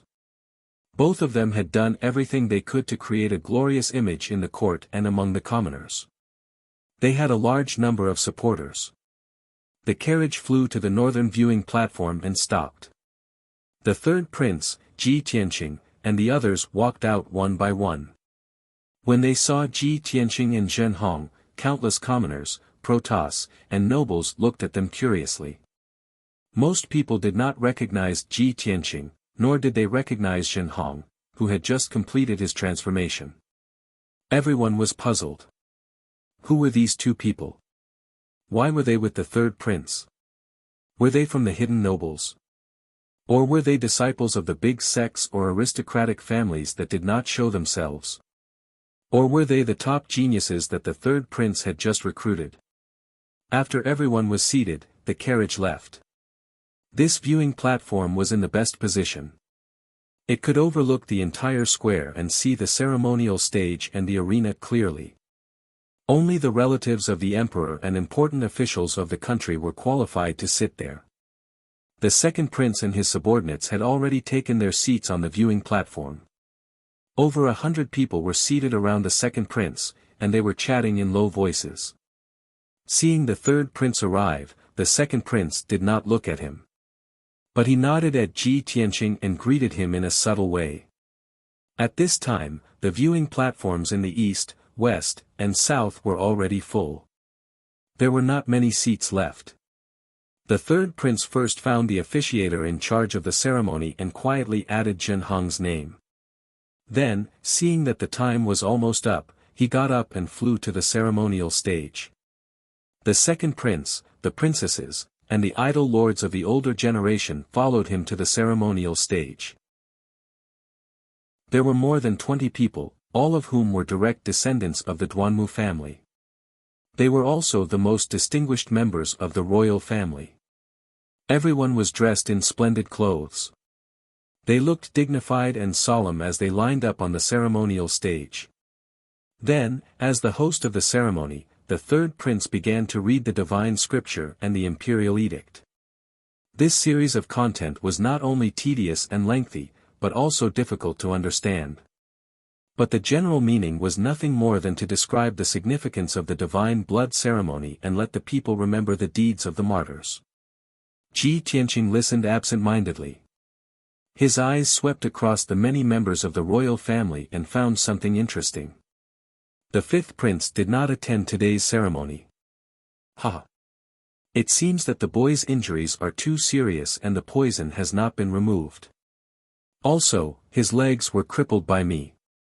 He looks too pathetic and is not suitable to attend such an occasion. Since that is the case, would the king still appoint a prince who has lost his power in his legs as the crown prince of the divine kingdom? As this thought flashed through his mind, Ji Tianqing's lips curled into a playful smile. He subconsciously turned his head and looked around. He saw a familiar face in the center of the eastern viewing platform. As always, he was wearing a black dragon robe with golden threads and a luxurious golden crown. His face was fair and handsome. It was Prince Lien. When he looked at Prince Lien also sensed his gaze and looked at him with a cold gaze. Their eyes met. Both of them had cold expressions and sharp gazes. The hostility and murderous intent in their eyes made the people around them feel cold and couldn't help but tremble. Zhen Hong was next to him. Sensing the abnormality, he looked at Prince Lien in confusion. He lowered his head and asked Ji Tianqing through telepathy, "Young master, what's wrong? Is that person your enemy?" Ji Tianqing looked away and nodded calmly. Zhen Hong pursed his lips and said firmly through telepathy, "Young master, please consider the overall situation and be patient for the time being. After the divine blood ceremony, Zhen Hong will definitely help you eliminate the enemy." Ji Tianqing showed a hint of surprise and asked with a chuckle, "Do you know who that person is?" P.S. Readers, I am He Wuhan. I recommend a free app that supports downloading, listening to books, zero ads, and multiple reading modes. Please follow, book friends, quickly follow. Chapter 30-38. Zhen Hong shook her head. Obviously, with her identity and status, she could not come into contact with Prince Lien. Ji Tianqing smiled and comforted her. "Don't think too much. Just do your own thing." Zhen Hong pursed her lips and did not say anything. She knew that she was still too weak to help young Master Tianqing. She silently made up her mind to live up to young Master Tianqing's expectations. She had to become a powerful high-level divine lord in the shortest time possible. She could not tarnish the reputation of the dragon gods. In the blink of an eye, an hour passed. After the third prince finished reading the divine Bible and the edict, he led the royal family members to kneel and kowtow to the spirits of their ancestors. After this series of tedious things were done, the royal family members left. Then, the arena competition that the Million God clan members and commoners were looking forward to the most was finally about to begin. The second prince and the third prince stayed on the stage. The third prince announced with a solemn expression and a booming voice, "I will be the host of this year's divine blood ceremony. Second brother and everyone will supervise the entire process. Now, I announce the start of the arena competition. A total of 182 young elites have signed up for this year's divine blood ceremony. The competition will be decided by drawing lots. 2 people will fight in public. The loser will be eliminated and the winner will advance. In the process of the competition, it is strictly forbidden to borrow external forces, to have deaths, and to cheat." The third prince announced the rules of the competition. In fact, it was no different from the arena competition of previous divine blood ceremonies. The millions of Protoss present were well aware of the rules and regulations. After the ceremony, the drawing of lots began. The third prince took out 152 golden jade slips and threw them into the sky. Each jade slip flashed with golden light and flew in the sky, forming a huge ball of light. The appearance and aura of these jade slips were exactly the same. The only difference was the name engraved on the jade slips. When the jade slips filled the sky and danced for a while, the order was completely disrupted. Even the third prince could not remember them clearly. The second prince finally made his move. He kept shooting out beams of divine light and pulled out jade slips from the golden ball of light. The first battle, Jia Ni from Xianshui Commandery vs Gu Changfeng from Chunyang Commandery. The second battle was between Lu Gu from Tongwen County and Li Su from Black Wind County. The third match is from. Every time he drew out 2 jade slips, the second prince would open them and read out the names on the jade slips. Behind him was an imperial army commander who was in charge of recording the participants and the order in which they fought. As for the god race commoners in the square, every time they heard the name of a young genius, there would be a burst of exclamations and discussions. Obviously, the young geniuses who were qualified to participate in the grand competition all had quite a reputation among the common people. After a long time, when the second prince read the 71st battle, he frowned slightly and glanced at the third prince from the corner of his eye. But he didn't say anything and just announced loudly as usual, the 71st battle, Zhenhong from Blood Flame County vs Tang Yu from Dark Blood County. Obviously, the second prince knew that Zhenhong was not on the list. Now that she was on the list, it was most likely added by the third prince at the last minute. Although this was not in line with the rules and was a form of favoritism. But he and the third prince were not gentlemen and had done this kind of thing countless times. He wouldn't use this trivial matter to attack the third prince. He just couldn't understand what the third prince was doing. He actually let the captain of the Last Wind Courtyard participate in this grand competition. Wasn't this looking for a beating? When the time comes, they would lose miserably, lose face for the Last Wind Courtyard and slap the third prince's face. Perhaps, the third prince would become the laughingstock of the royal city. After reading the battle list, the second prince put down all the jade slips. He and the third prince stood on the ceremonial stage to supervise the grand competition. The sky blue defensive light shield under their feet also opened a door. 2 young talents flew out of the crowd and went up to the arena to start the battle. Those 2 were Jia Ni and Gu Changfeng. As the first battle of this grand competition, the 2 were under a lot of pressure in front of millions of people and were very cautious. First, they probed each other and attacked. After hundreds of moves back and forth, they tested each other's details and began to speed up the pace of their attacks. For the millions of gods and the common people, the battle between the 2 was very exciting and attracted cheers from time to time. However, the nobles and experts on the 4 viewing platforms did not react to it at all. As for the 2 princes on the ceremonial stage, they didn't even have the interest to take a second look. After all, the strength of the 2 young geniuses was only at the second level of the Divine Lord realm. The second prince was bored, so he turned his head to look at the third prince and asked with a faint smile, "Is it necessary to spend so much money and take such a big risk for a captain of the maidservants?" The third prince certainly understood what he was talking about. He was not angry. He smiled confidently and pretended to be unfathomable. How can you guess this king's mind? The second prince curled his lips and sneered, with your little mind. Do you really think this king doesn't understand? Isn't it just a honey trap to win over young Master Tianqing? However, this king really admires you. In just one day, you transformed Zhenhong into that appearance. When Zhenhong entered the arena just now, I don't know how many pairs of eyes were staring at her. I don't know how many rich and powerful children and young geniuses are amazed by her.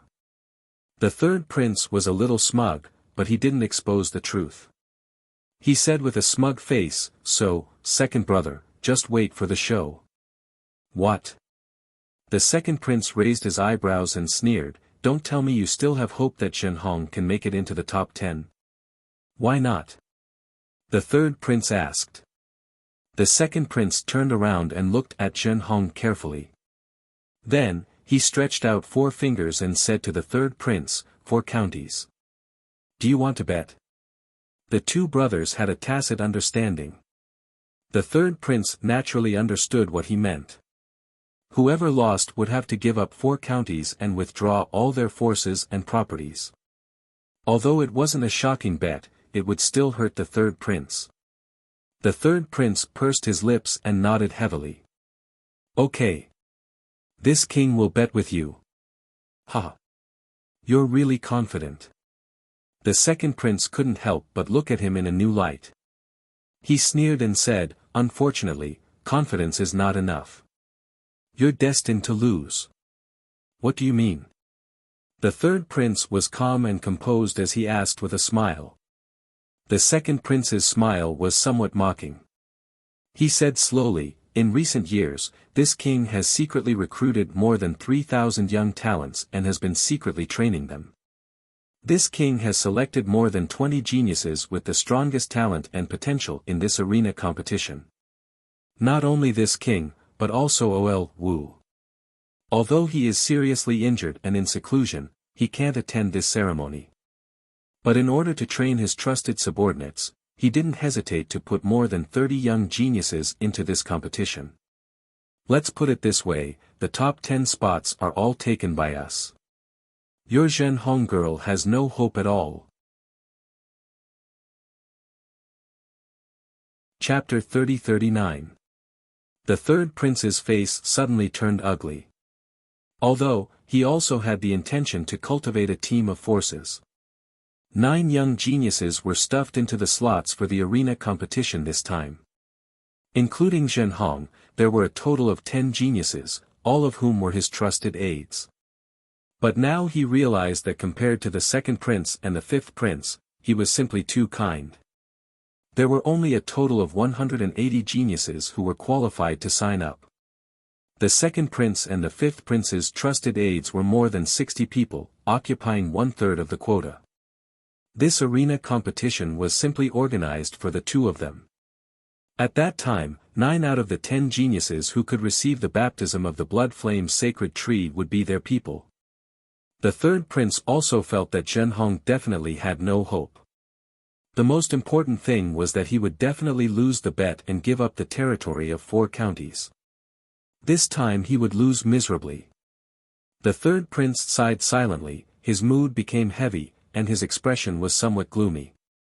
Seeing his reaction, the second prince's mood was incomparably carefree, and even hummed a little tune.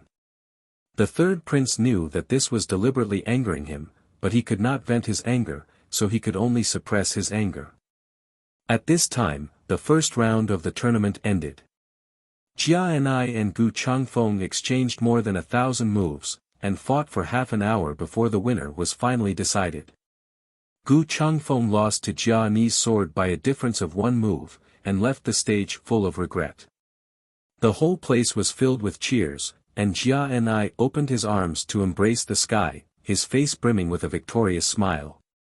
On the viewing platform, Zhenhong had been watching the battle attentively, watching carefully. Seeing Ji Tianqing looking around with a worried look, she could not help but ask, "Young master, why are you not watching the battle?" Oh. Ji Tianqing came back to his senses, waved his hand and said, "It's just chickens pecking at each other, nothing to watch." Zhen Hong still had a lot of things to say, but she choked back, not knowing how to continue. Originally, she wanted to persuade Ji Tianqing, although he was predetermined to be in the top 30, and did not need to participate in today's tournament. But he needed to know more about his opponent, so that he could win more easily. But now it seemed that all these were nonsense. So, she kept silent and continued to watch the second round seriously. The sun continued to rise, and time passed quickly. Unknowingly, it was already noon. The grand competition had already progressed to the 30th round, and more than 30 geniuses had successfully advanced. During this period of time, over 70 young geniuses fought intensely, and they presented many brilliant scenes. 7-colored divine light that blotted out the sky, dazzling and ever-changing divine light, and endless loud noises and explosions rang out in the arena for a long time. The millions of God clan warriors in the square were dazzled and excited. While everyone was enjoying the feast for their eyes, they also gained a lot of enlightenment from it. Cheers and worried screams could be heard one after another. Zhen Hong watched every match carefully and paid special attention to the dozen or so winners. Taking advantage of the fact that the next match had yet to begin, she frowned and pondered, analyzing the characteristics and weaknesses of those young geniuses. At this time, Ji Tianqing patted her leg and asked, "What are you thinking about?" It couldn't be helped. When they sat together, there was a height difference of 2 meters. Even if Ji Tianqing wanted to pat her on the shoulder, he would have to jump up. Therefore, he could only find a place where he could reach. "Young master, there are a dozen or so young geniuses who are very strong. I'm analyzing their weaknesses and thinking of countermeasures." Ji Tianqing chuckled and said, "Don't be so nervous. Why are you thinking so much? None of the people on the arena today are a match for you. Your real opponents are all in the top 30. Huh? Zhen Hong was quite surprised and said uneasily, "Young master, do you really think I can make it into the top 30? Ji Tianqing shook his head. "Not the top 30, but the top 10. Zhen Hong, degree, what? You're not confident?" Ji Tianqing raised his eyebrows when he saw her dazed expression. Zhen Hong became even more uneasy. She lowered her head and murmured, "You have such high expectations of me. I'm really afraid I'll disappoint you." Ji Tianqing smiled and said, "Don't think so much. When you get on the arena, don't think about your opponent's moves, attributes, and weaknesses. You just need to focus and use all your strength to execute the Dragon Tribe's ultimate techniques that you've just mastered. The battle will be over. You're worrying so much now because you don't understand how strong you are. When you enter a berserk state and transform into a female T-Rex, you'll be so strong that even you are afraid of yourself." Zhen Hong was stunned again. Oh, seeing her dazed expression, Ji Tianqing couldn't help but reach out and flick her forehead. Unfortunately, he couldn't reach her and could only withdraw his hand awkwardly. "Young master, what's wrong?" Zhen Hong looked at him in confusion. After thinking for a moment, she understood and took the initiative to bend down and lower her head, placing her forehead in front of him. Ji Tianqing was speechless. He said in a bad mood, "Close your eyes and don't observe the battle. Revise your ultimate techniques." "Yes, young master." Zhen Hong nodded. As expected, she closed her eyes and began to review the Dragon Tribe's ultimate techniques. The sun gradually set in the west. 2 hours later, it was finally Zhen Hong's turn to go on stage. The 71st battle was between her and Tang Yu of the Dark Blood County. When Zhen Hong, dressed in crimson armor, stepped onto the stage with a solemn expression, scattered cheers sounded in the square, mixed with ear-piercing whistles. Moreover, all of them were young men with dazed expressions and dazed eyes. It was obvious that the people didn't recognize Zhen Hong in her dragon girl form. Those young men cheered only because of her beauty. As for her opponent, he was an out-and-out young genius. He was dressed in a green robe and wielded a sword. His long hair fluttered in the wind.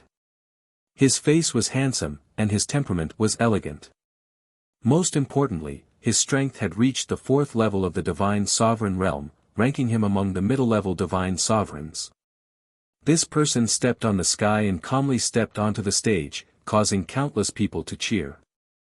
There were also many god tribe women who excitedly shouted his name, like a group of little fangirls. Without a doubt, Tang Yu was one of the best of the younger generation and was very famous. He wasn't just famous in the Dark Blood County. In recent decades, he had mingled in the royal city and made a name for himself. In the hearts of countless people, the result of the battle between these two would be decided in less than 100 breaths. Tang Yu would undoubtedly win. After the two of them stepped onto the stage, they simply bowed and greeted each other, then attacked. Tang Yu was naturally elegant and graceful, waving his sword and displaying his divine powers. He only used 80% of his strength, preparing to test the waters with a few moves before using his full strength to defeat Zhenhong. In this way, not only did he take care of Zhenhong's face, but he also maintained his own image. However, Zhenhong obeyed Ji Tianqing's instructions. Without any distractions, she threw away all distracting thoughts and used the dragon tribe's ultimate techniques with all her might. Dragon Shadow Palm. Her body ignited with golden light that soared into the sky, erupting with violent divine power, and brazenly slashed out a sky full of dragon claw phantoms. Bang! Bang! Bang! In just an instant, the sky full of golden dragon claw phantoms drowned Tang Yu, and an earth-shattering explosion erupted. Chapter 30-40. Boom! Boom! Loud noises like muffled thunders exploded in the arena one after another.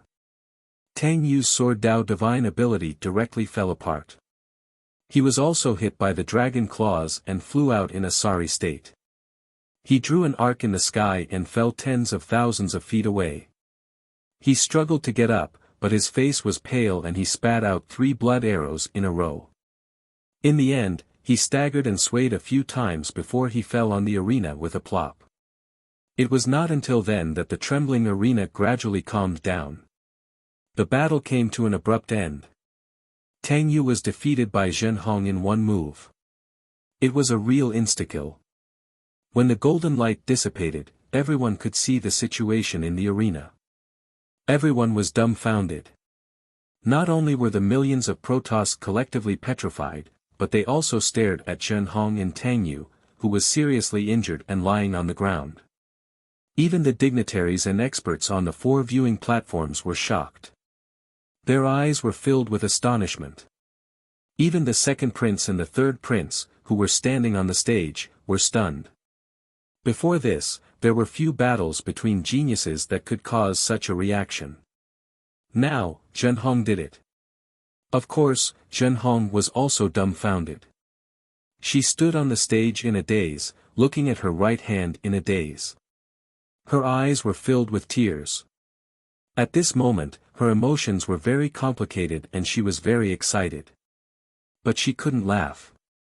She just wanted to cry. It would be best if she threw herself into the arms of the young master and burst into tears. After a moment of silence, the audience burst into earth-shattering cheers and exclamations. Hundreds of thousands of people cheered in unison and discussed excitedly. The terrifying sound wave torrent caused the entire plaza to tremble. Oh my God! Am I hallucinating? What the hell? Tang Yu was insta-killed. Who is that beautiful and strong woman? How can she be so powerful? Oh my God! Tang Yu, the little overlord of the Dark Blood County, was insta-killed by a woman with one punch. Hee hee. That's why I said don't act cool in front of everyone. You'll only be cool for a second. Tang Yu is usually very dissolute. Now he has suffered a big setback. Let's see how he can attract bees and butterflies in the future. There was a lot of discussion in the square. The dignitaries and experts on the 4 viewing platforms were also whispering to each other, inquiring about Zhen Hong's identity.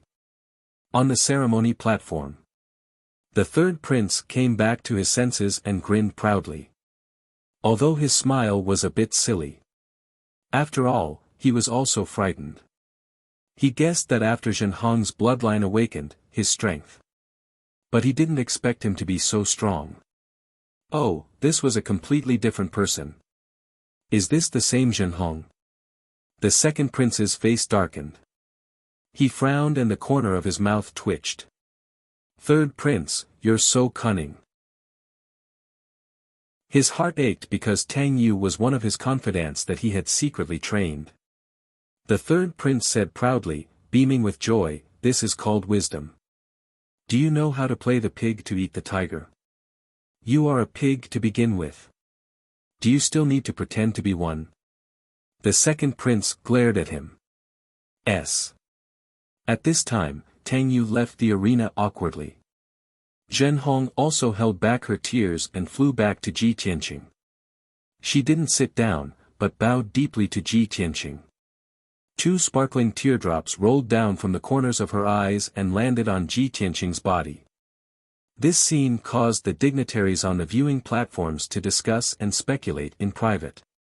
Ji Tianqing took her arm, pressed her to the seat beside him, and asked, so many people are watching. What are you doing? Why are you crying? Thank you, young master. Zhen Hong reached out to wipe her tears, but she couldn't stop them from flowing down again. You were right. The power of the Dragon Clan's unique skill is beyond my imagination.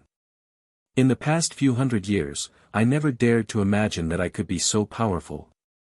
It was you who helped me awaken my bloodline and give me a new life. I'm no longer the Zhen Hong of the past. Seeing her so sad, Ji Tianqing subconsciously reached out his hand, wanting to pat her shoulder and comfort her. But it wasn't high enough. Forget it. I'll just take my hand back. Next, 5 more matches were carried out in the arena. At this point, the first round of the competition was over. 76 geniuses advanced, and the other half were eliminated. The third prince loudly announced the list of those who advanced and allowed everyone to rest for an hour before continuing the second round of the competition. During this period, the people who advanced didn't dare to be distracted. They seized the time to circulate their energy and take pills to recover their strength. Zhen Hong wasn't injured, and she didn't use much divine power. After all, she wasn't mentally prepared for the battle to end. Therefore, she still listened to Ji Tianqing's arrangement and continued to review the 18 unique skills of the Dragon Clan. She was thinking in her heart. Which unique skill should she use in the next round? Just as she was thinking over and over again and couldn't make up her mind, Ji Tianqing made the final decision. You're still using that Dragon Shadow Palm. If you can defeat your opponent in one move, there's no need to drag it out until the second move. Also, don't expose your trump cards so easily. Zhen Hong came to a sudden realization and hurriedly nodded to express her understanding. Soon, the second round of the competition began. The second prince drew lots again, and 38 pairs were selected from the 76 young geniuses. This time, Zhen Hong was placed in the 37th match. Ji Tianqing was a little depressed. He frowned and muttered, what kind of bad luck is this? I'm actually placed in the second last match. What's wrong, young master? Zhen Hong was puzzled. Ji Tianqing explained, today's competition isn't good. If you go on stage earlier, we can leave after the competition. Zhen Hong was taken aback for a moment before nodding in agreement. That's true. If we wait until it's dark, we'll delay your rest. She thought for a moment and asked, young master, why don't you go back and rest first? I'll go back after the competition. No need, I'll wait. Ji Tianqing waved his hand and said, you continue to consolidate your foundation of the divine Tao. I'm going to take a nap. With that, he reclined on the chair and closed his eyes to take a nap. Zhenhong didn't dare to disturb him. He could only silently adjust his breathing and work hard to consolidate his foundation. Ji Tianqing appeared to be taking a nap, but he was actually observing Prince Lien and the reaction in the palace. The fifth prince's men were crippled, and the experts and forces under his command had also collapsed. This was a huge blow to Prince Lien's plan. He already had a premonition that Prince Lien would soon make a move against him. In addition, the fifth prince was beaten to such a state. 2 days had passed, and the king must know the whole story. But what made him feel strange was that the king didn't react at all when his youngest son was beaten to such a state. Wasn't this too strange? Even if there was a reason, the fifth prince's injuries and poisoning were his own fault. But the king was the same as the top experts. He only recognized who had the bigger fist and didn't care about reason. The king pretended that nothing had happened, which made him more vigilant.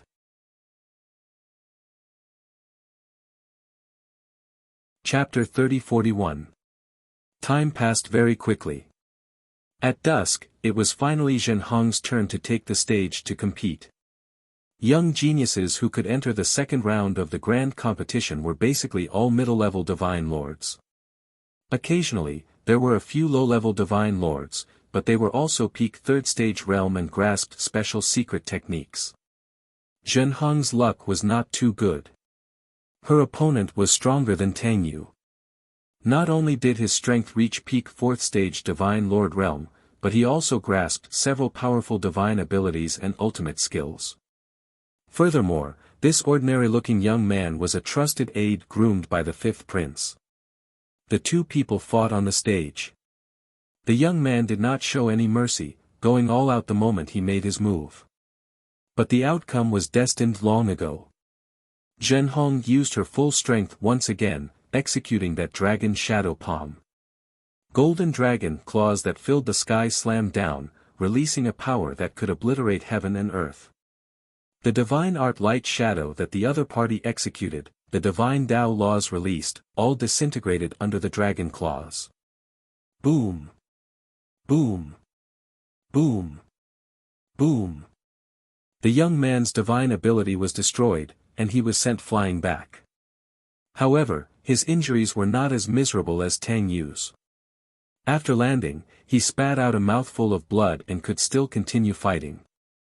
Seeing this scene, Zhenhong had no choice but to use the second dragon race's ultimate skill. Dragon Elephant Divine Fist. Following her angry roar, both fists ruthlessly struck out endless golden light, condensing into a mountain-sized dragon elephant phantom. This divine ability secret technique was exactly the same as the Dragon Elephant Divine Fist executed by Ji Tianqing. The difference was that the Dragon Elephant Divine Fist executed by Zhenhong could not be mentioned in the same breath as Ji Tianqing. It looked the same on the surface, but the power was 10 times worse. But it was more than enough to defeat that young man. Boom! Crack! Amidst a shocking loud noise, the young man's divine ability was defeated. He was blasted out again, rolling and smashing at the edge of the stage. If not for the sky blue light shield blocking, he would have long been blasted flying to the plaza. This time, he lay on the ground with blood spurting out of his 7 orifices. He groaned in pain a few times and hurriedly admitted defeat.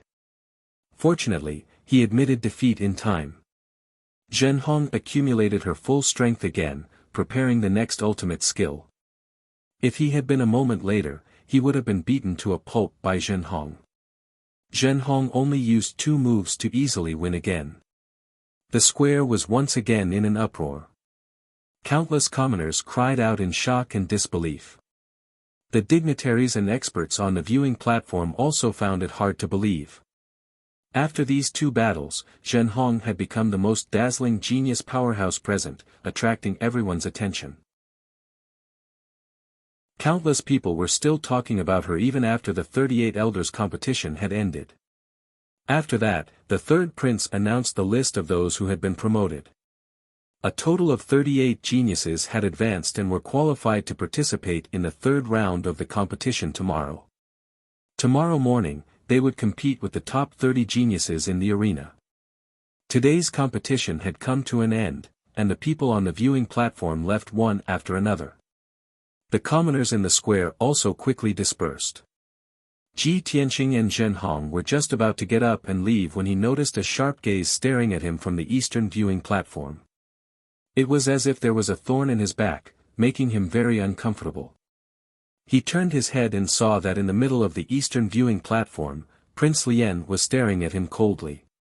On the left and right sides of Prince Lien, there were 4 young experts. There were 3 men and 1 woman, all of whom were god monarchs of the 5th or 6th stage. Their brows were filled with an unruly aura. The 4 young geniuses were also coldly sizing him and Zhen Hong up, not hiding their hostility at all. Ji Tianqing glanced at the 4 people, turned around expressionlessly, and left with Zhen Hong. On the way back to Longwind Courtyard, Ji Tianqing sat in a luxurious carriage with Zhen Hong standing beside him. After a moment of silence, Zhen Hong asked, "Young master, that black-robed youth seems to have a deep hatred for you." The 4 young experts beside him also had strong enmity towards us. I guess that the 4 of them are also going to participate in the arena competition.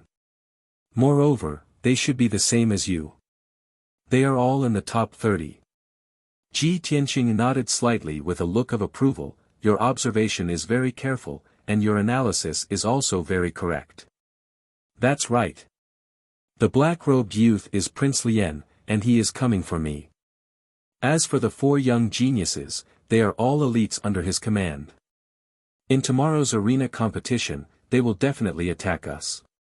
If you meet them at that time, you must deal with them carefully. Don't let your guard down. Zhen Hong nodded to show that he understood and said worriedly, I have heard of Prince Lien's name several times. He seems to be from the imperial family of the great Yan Empire. Young master, how did you provoke such a strong enemy? The other party hates you so much. Do you want to ask His Majesty to mediate? The matter between the 5th prince and Prince Lien was top secret, so Zhen Hong certainly did not know. Ji Tianqing waved his hand and said, there is nothing to mediate. You don't have to worry. I have my own countermeasures. Prince Lien is playing tricks in the arena competition, so there is nothing to worry about. Let's just rely on our own strength. What we really need to worry about is that after the divine blood ceremony, he will secretly play tricks. After a while, the carriage returned to the Changfeng courtyard. As soon as Ji Tianqing and Zhen Hong got out of the carriage, the guard at the door hurriedly came to report the news. Young master, Miss Ning has arrived and is waiting for you in the study. Ji Tianqing was startled for a moment. Then, he raised his eyebrows and his calm eyes softened a little. Okay, I know. Seiji nodded and brought Masahiro through the door to the study. Zhen Hong certainly knew that the Miss Ning mentioned by the guard was Princess Ning's niece, the first Miss Ning of Tianxue County. She was keenly aware that when Ji Tianqing heard the news, his eyes and mood eased a lot. When they were halfway there, Ji Tianqing looked back at her and said, you must be tired after 2 rounds today. You don't have to follow me anymore. Go back and rest. Tomorrow is the real fierce battle. You should consolidate your foundation tonight. Zhen Hong reflexively wanted to nod his head and say yes. But she hesitated for a moment and shook her head. Thank you for your concern, young master. Zhen Hong is not tired. It's Zhen Hong's duty to serve you. Ji Tianqing didn't say much and just let her be. Soon, they arrived at the study. As soon as they stepped into the study, they saw an elegant beauty in a light green dress sitting at the desk and reading quietly. Under the warm gemstone light, her profile was quite beautiful and elegant. According to the aesthetics of the Bloodfire Divine Country, she was absolutely a beautiful woman. Miss Ning, you are late. Ji Tianqing walked towards her and greeted her with a faint smile on his face. Ning Xiyuan woke up with a start. She quickly put down the book, stood up and bowed. Greetings, young Master Tianqing. Sit down and talk. Ji Tianqing walked to the desk and sat down, facing Ning Xiyuan. Ning Xiyuan glanced at Zhen Hong and asked, "Young master, is this your personal maid?" Chapter 30-42. Ji Tianqing didn't have much of a reaction. When Zhen Hong heard those words, her heart skipped a beat and she was a little embarrassed. But she didn't utter a word, hoping that Ji Tianqing would answer yes. But Ji Tianqing's answer disappointed her. "What personal maid? Miss Ning must be joking." Ji Tianqing shook his head and explained, "She's called Zhen Hong, the leader of the maids in Changfeng Courtyard." "I see." Ning Xiyuan nodded slightly, finally understanding the situation. Although she had been to Royal City many times before. But every time she visited her aunt, Princess Ning, she stayed in the third prince's residence and had never been to Changfeng Courtyard. So, she didn't know Zhen Hong. Ji Tianqing asked unintentionally, "I heard from the third prince that every time you come, you stay in the prince's residence. Why did you come to Changfeng Courtyard?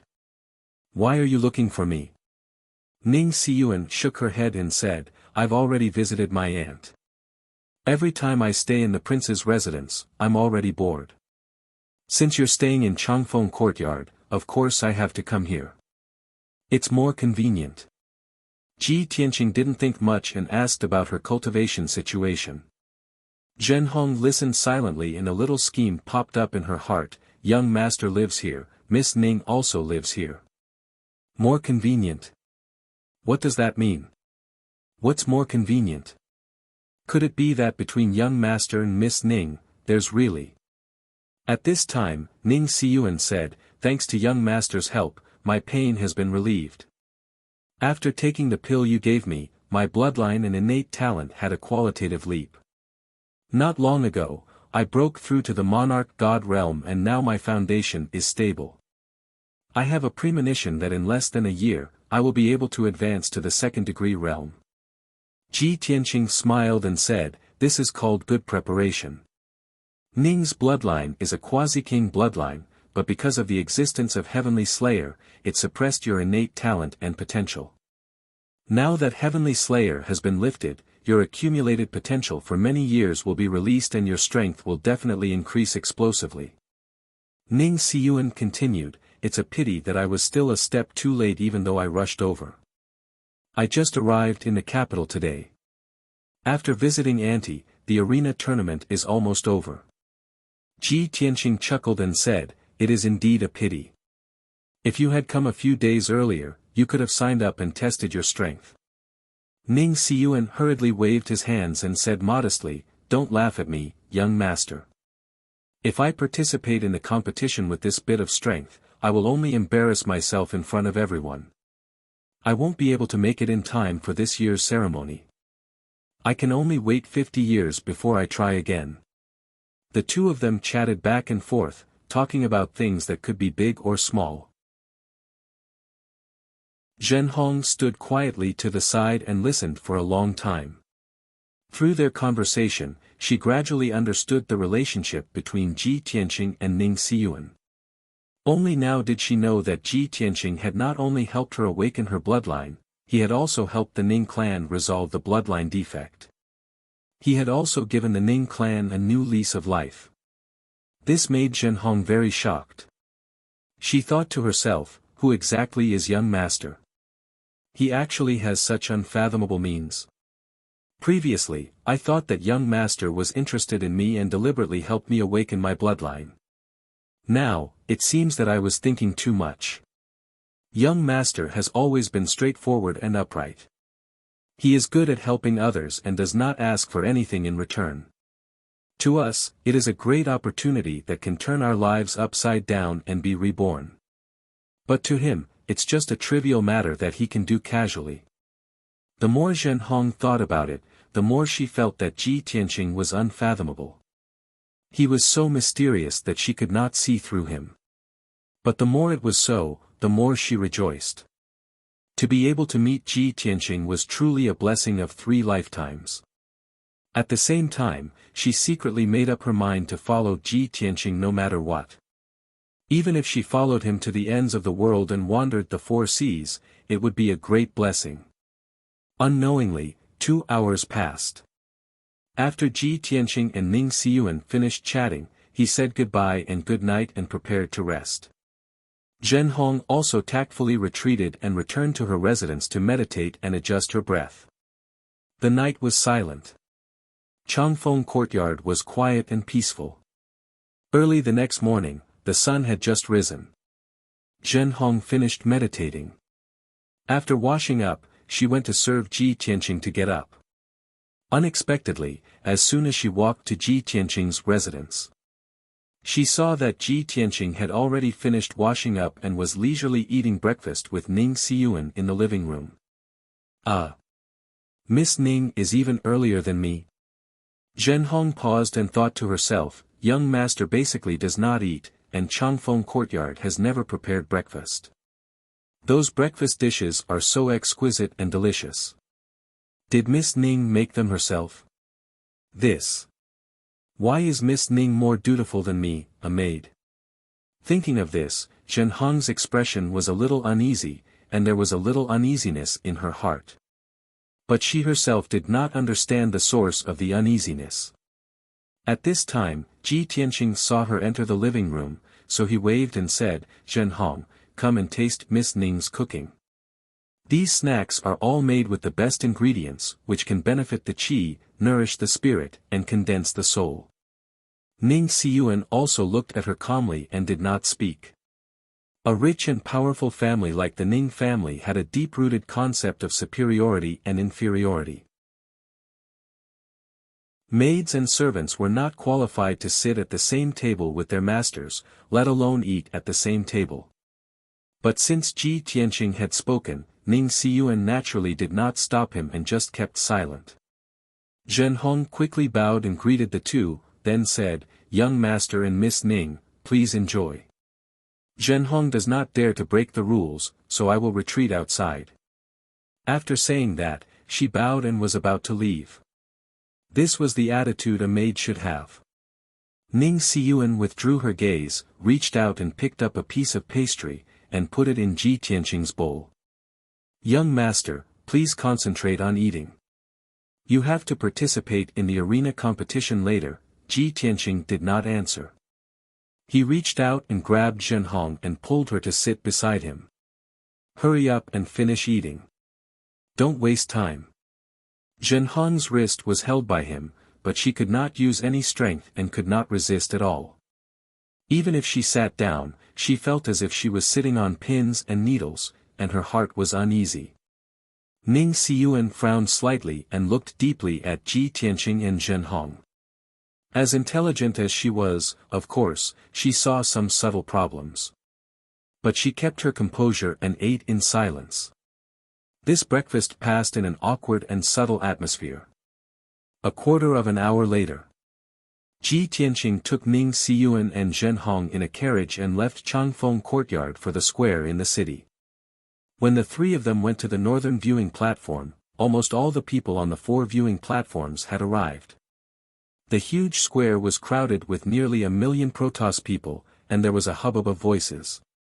Not long after, the second prince and the third prince arrived. The 2 of them went to the ceremonial platform and announced that the arena competition would continue. Next, the drawing of lots for the 3rd round of the tournament began. There were a total of 68 young geniuses in this round of the tournament. The third prince threw out 68 jade slips, which flew back and forth in the sky and formed a golden ball of light.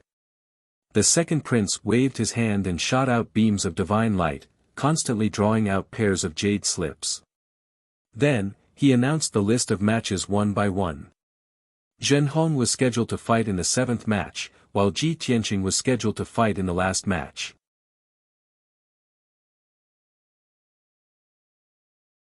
Chapter 30-43. The young geniuses who could enter the 3rd round of the tournament were all powerhouses. Most of them were the 2nd prince and the 5th prince's trusted aides. Zhen Hong's opponent was one of the young powerhouses under the 5th prince's command. Ji Tianqing's opponent was one of the second prince's trusted aides, a seated contestant whom the second prince had high hopes for. Originally, the second prince had planned to place more importance on this young genius after he entered the top 10 and was baptized by the blood flame sacred tree. But now, it seemed that his luck was too bad.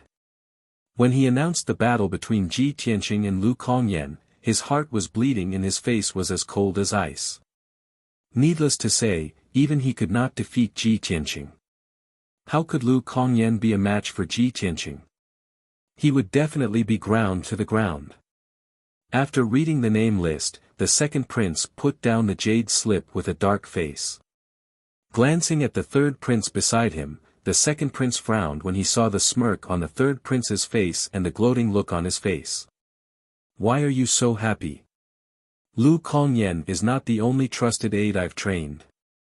The third prince smiled and said telepathically, Lu Kongyan has been eliminated in this round. What about the next round? What about the next round? Hee. With Tianqing's strength and means, he's just a noob in the tournament. It just depends on who's unlucky enough to become his stepping stones. The second prince's eyes twitched and he said hatefully, why did you let him participate in the tournament? Isn't this unnecessary? Just use your connections and let him be baptized by the sacred tree. It's not that difficult. The third prince retorted righteously, second brother, you're wrong. Am I the kind of person who plays favoritism? Moreover, young Master Tianqing is righteous, confident, and proud. Why would he use such a method to be baptized by the sacred tree? Hee. The second prince rolled his eyes and sneered at him. He did not say anything else. At the same time, on the northern viewing platform, Ji Tianqing, Ning Xiyuan, and Zhen Hong were discussing in low voices.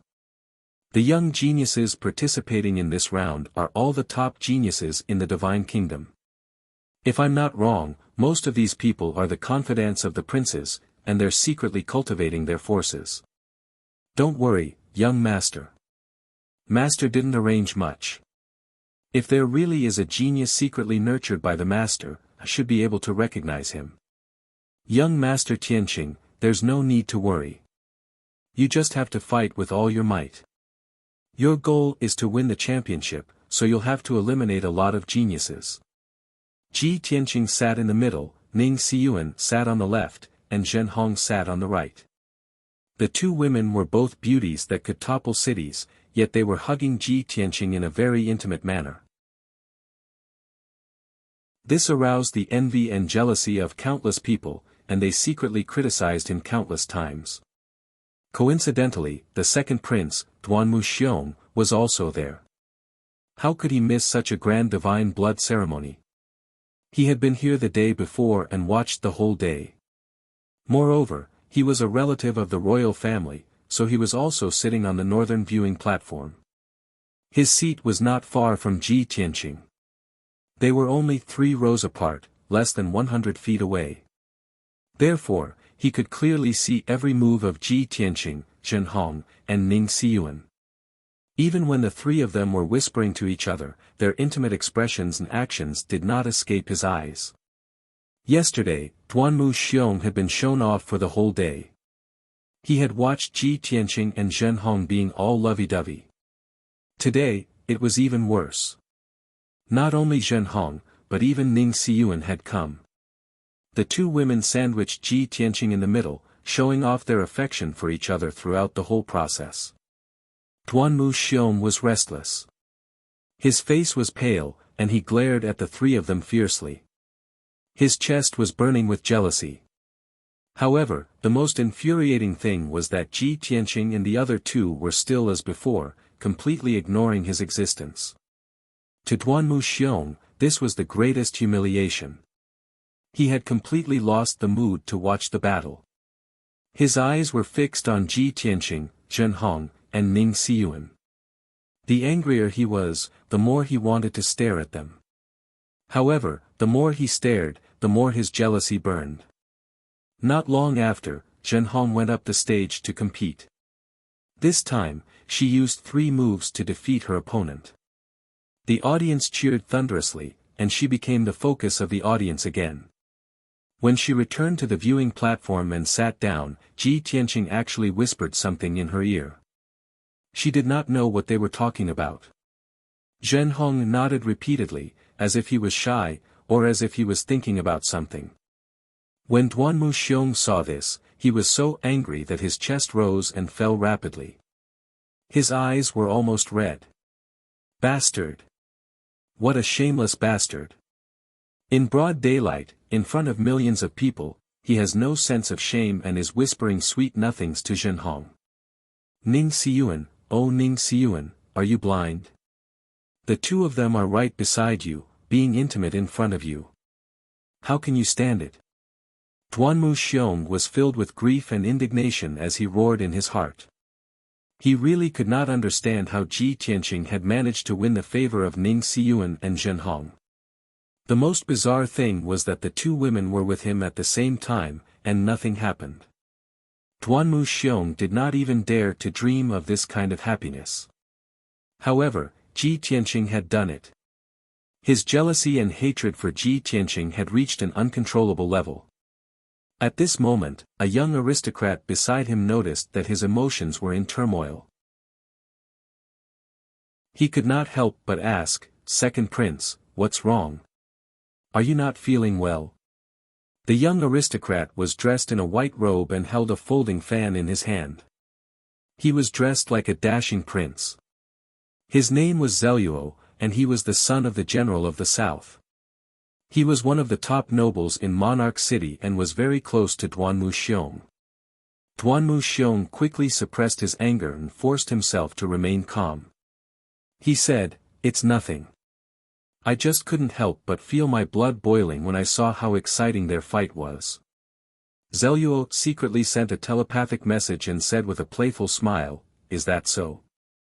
Isn't it because you saw that nobody sitting on two peerless beauties and felt indignant?" Duanmu Xiong was stunned. He turned to look at him and asked, "Brother Zelluo, do you feel the same way?" "Of course." Zelluo waved his fan out of habit and sighed. Sigh. Noble young masters like you and me, who are of noble status and outstanding talents, can't even win the favor of the beauties. Instead, it's those despicable scoundrels who use some dirty tricks to win the hearts of the beauties. What's wrong with this world? Are we too pure and not shameless enough? Duanmu Xiong nodded in agreement. He said angrily, "Yes. It's all our fault for being too gentlemanly and being restricted by so many rules. On the other hand, those bastards who were born lowly and had dirty means would resort to any means to please the beautiful woman. The funniest thing is that he has to curry favor with the beauties to have the right to do so. Otherwise, he would be like those lowly commoners, crowding in the public square with millions of people and looking up at us like a toad." Zelluo could hear the hatred in his voice. He looked at Ji Tianqing and the other two with a playful gaze. Then, he raised his eyebrows at Duanmu Xiong and sent a telepathic message to instigate him. "Since you hate him so much, why don't you kill him? Do you still want to watch him walk in front of you?"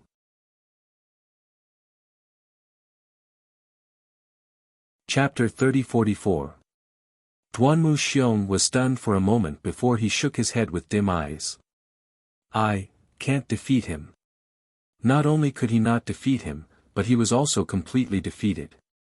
Moreover, there were still remnants of the poison in his body that had yet to be removed. Even the tool to carry on his ancestral line had only grown out recently and had yet to fully recover. Whenever he thought of that incident, the shadow in his heart would grow infinitely. Zelluo waved his folding fan again and chuckled.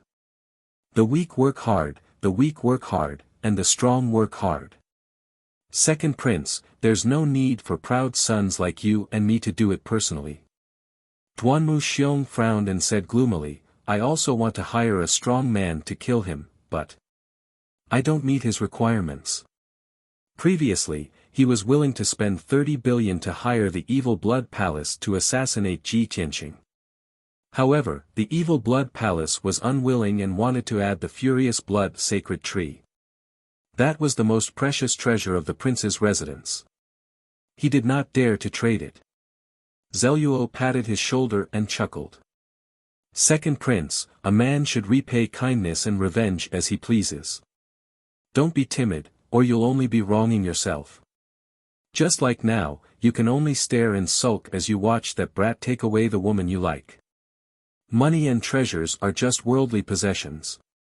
As long as you can vent your anger and make yourself happy, just do it. You're the crown prince of the divine nation and the second grandson of the monarch.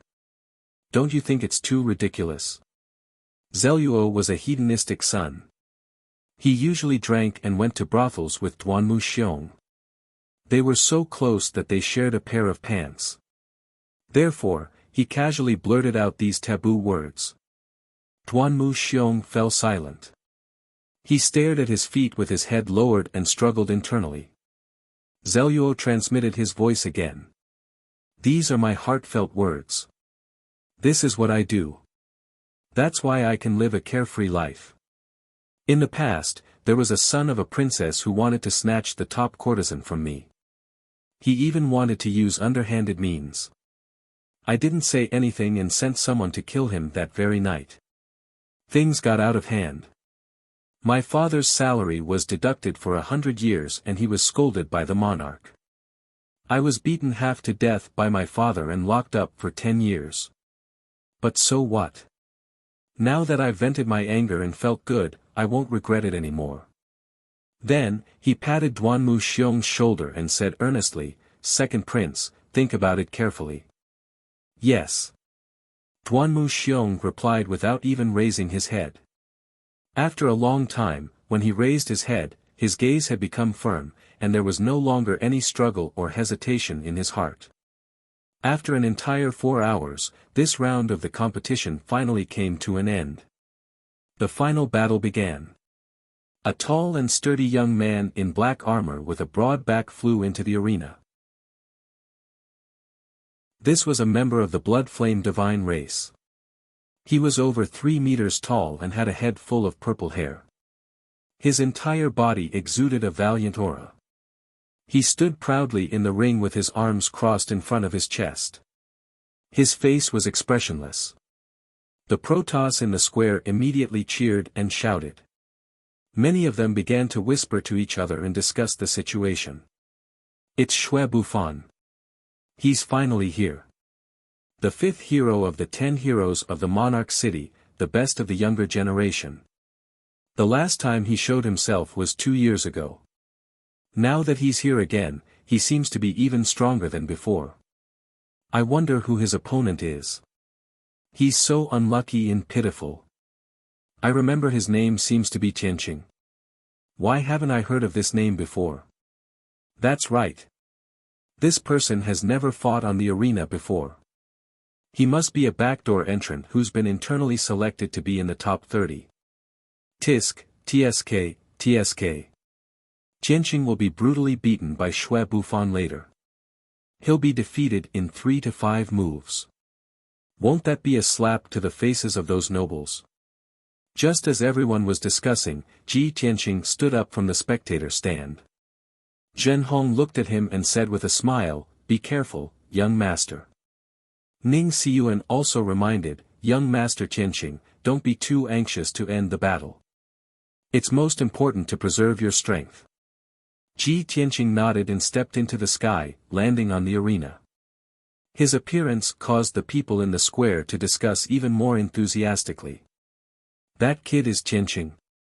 Shui Bufan's opponent. He's actually from another race. He looks ordinary. He's definitely not Shui Bufan's opponent. That kid came out from the northern viewing platform. Could it be that his backer is a relative of the royal family? Who cares who his backer is? The arena competition relies on strength. He'll be beaten down later and leave the arena in humiliation. The commoners despised people like Ji Tianqing, who relied on his connections to participate in the arena competition. The commoners despised him the most. In fact, for some reason, countless people had a common enemy and treated him as an enemy. Hundreds of thousands of people were shouting, hoping that Xue Bufan would ruthlessly beat Ji Tianqing and make him lose face. Only in this way could the people vent their anger. This was also another way for the people to fight back against those high and mighty nobles. On the arena, Ji Tianqing and Xue Bufan stood 1,000 feet apart.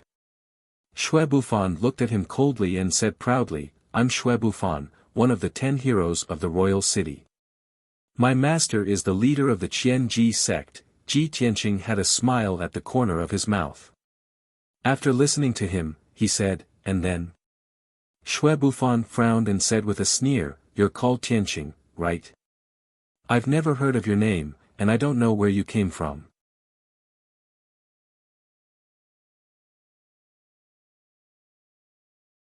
Chapter 30-45. This round of the competition was over. Another 34 young geniuses were eliminated on the spot. The second prince had suffered heavy losses, and his expression did not look too good. Similarly, many of the trusted geniuses that the fifth prince had secretly nurtured were also eliminated. After an hour of rest, the fourth round of the competition began. It was close to noon, and the sun was shining brightly in the sky. However, the nearly 1 million people in the square were patiently watching and discussing the battles. No one left early. Everyone knew that the young geniuses who could advance to this stage were the best of the younger generation. The following battles would be more and more exciting. Not to mention the scorching sun in the sky, even if the sky was raining knives, they would still watch the entire competition. On the ceremony stage, the third prince took out 34 jade slips, and the second prince drew lots to announce the battle list. The names of the 34 young geniuses were read out one by one. Of course, the names of Ji Tianqing and Zhen Hong were included. Coincidentally, Ji Tianqing was the first to fight. His opponent was Bai Hao, who was also one of the 10 heroes of the royal city. Not only did this person come from a prominent family, but he was also talented. Moreover, he was the backbone of the second prince's faction, and also a trusted subordinate that the second prince had specially nurtured. When the second prince announced the battle list, the names of these two people were like a blow to his head, and his face immediately collapsed. At that moment, he wished he could chop off his hands, and roared angrily in his heart, "Damn! Can I still keep my hands? What kind of bad luck is this?"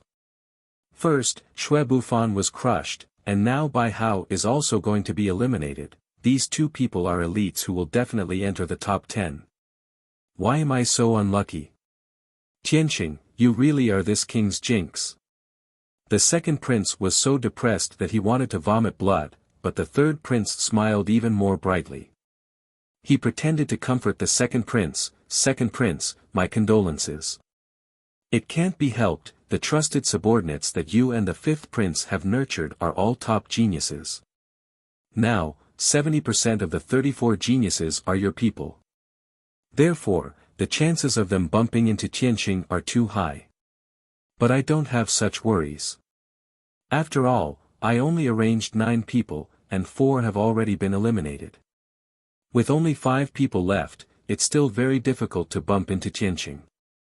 The second prince pretended not to hear him and continued to draw lots to announce the list of matches. When he read the 15th match, his furrowed brows relaxed a little. The two sides of this battle were Zhen Hong and Yuewu City. He was also a famous peak genius in Yuewu City. Furthermore, he was a famous figure of the younger generation under the fifth prince. His talent, strength, and means were not far from Bai Hao's. The second prince felt slightly comforted as he thought to himself, "Fortunately, it was old Fifth's men. This prince has suffered heavy losses, so old Fifth won't have it easy either." Zhen Hong was also amazing. In the past, she was so ordinary that no one would pay attention to her. However, after hanging out with Tianqing for a few days, she had actually undergone an earth-shattering change, becoming a top-notch genius in a single leap. The limelight of this grand ceremony has been completely stolen by the two of them. Soon, the list of names was announced, and the battle began. A tall and sturdy young man in luxurious clothes flew out from the northern viewing platform. His figure landed gracefully on the arena. He was none other than Bai Hao. He held a black scabbard saber in his left hand, and his right hand hung by his side. He stared at the ground expressionlessly. If his opponent was someone else, he would definitely be in high spirits and full of fighting spirit. Unfortunately, he knew that his opponent was Tianqing, and his heart sank. When Tianqing was fighting Xue Bufan, he had severely injured Xue Bufan and knocked him out with one move. Bai Hao had seen the entire process clearly from the viewing platform. He asked himself honestly. If he were Xue Bufan, he would not be able to change the outcome either.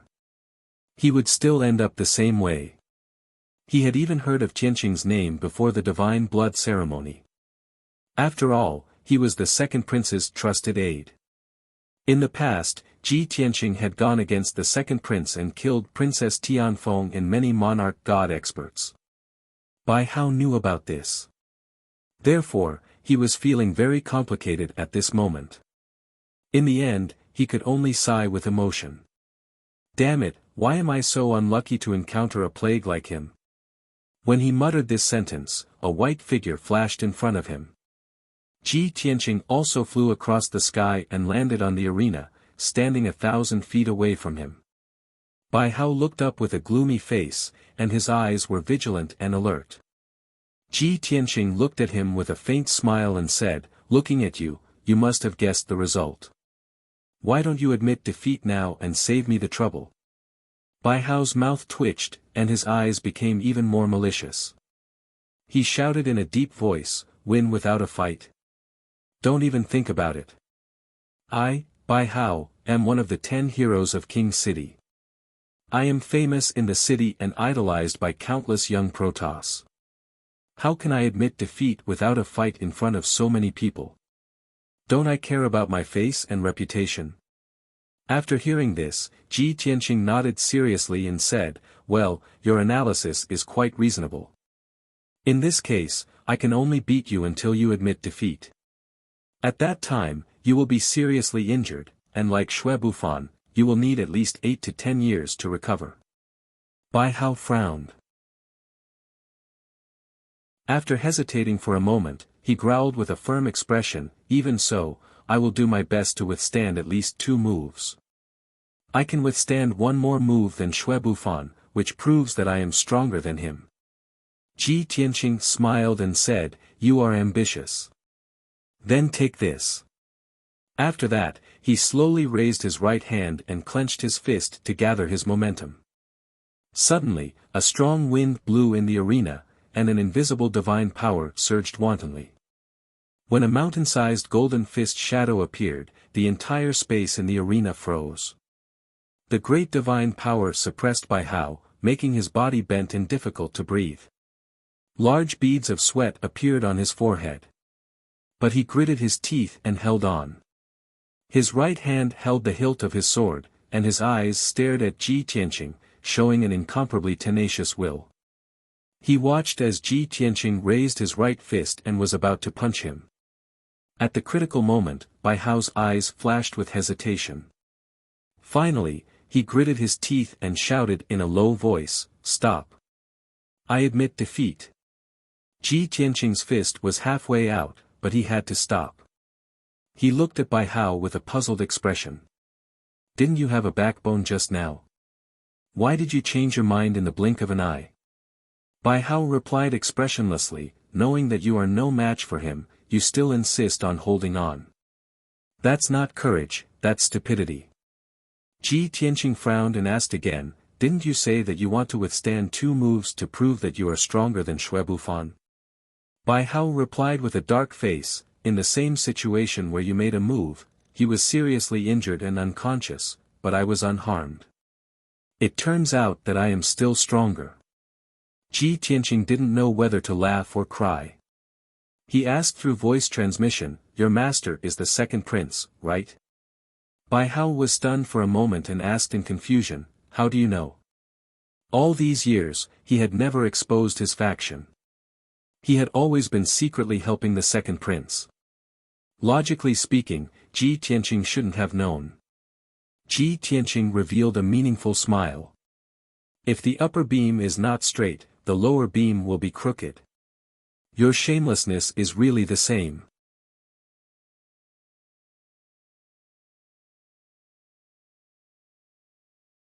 Of course, it's their mission to snipe me.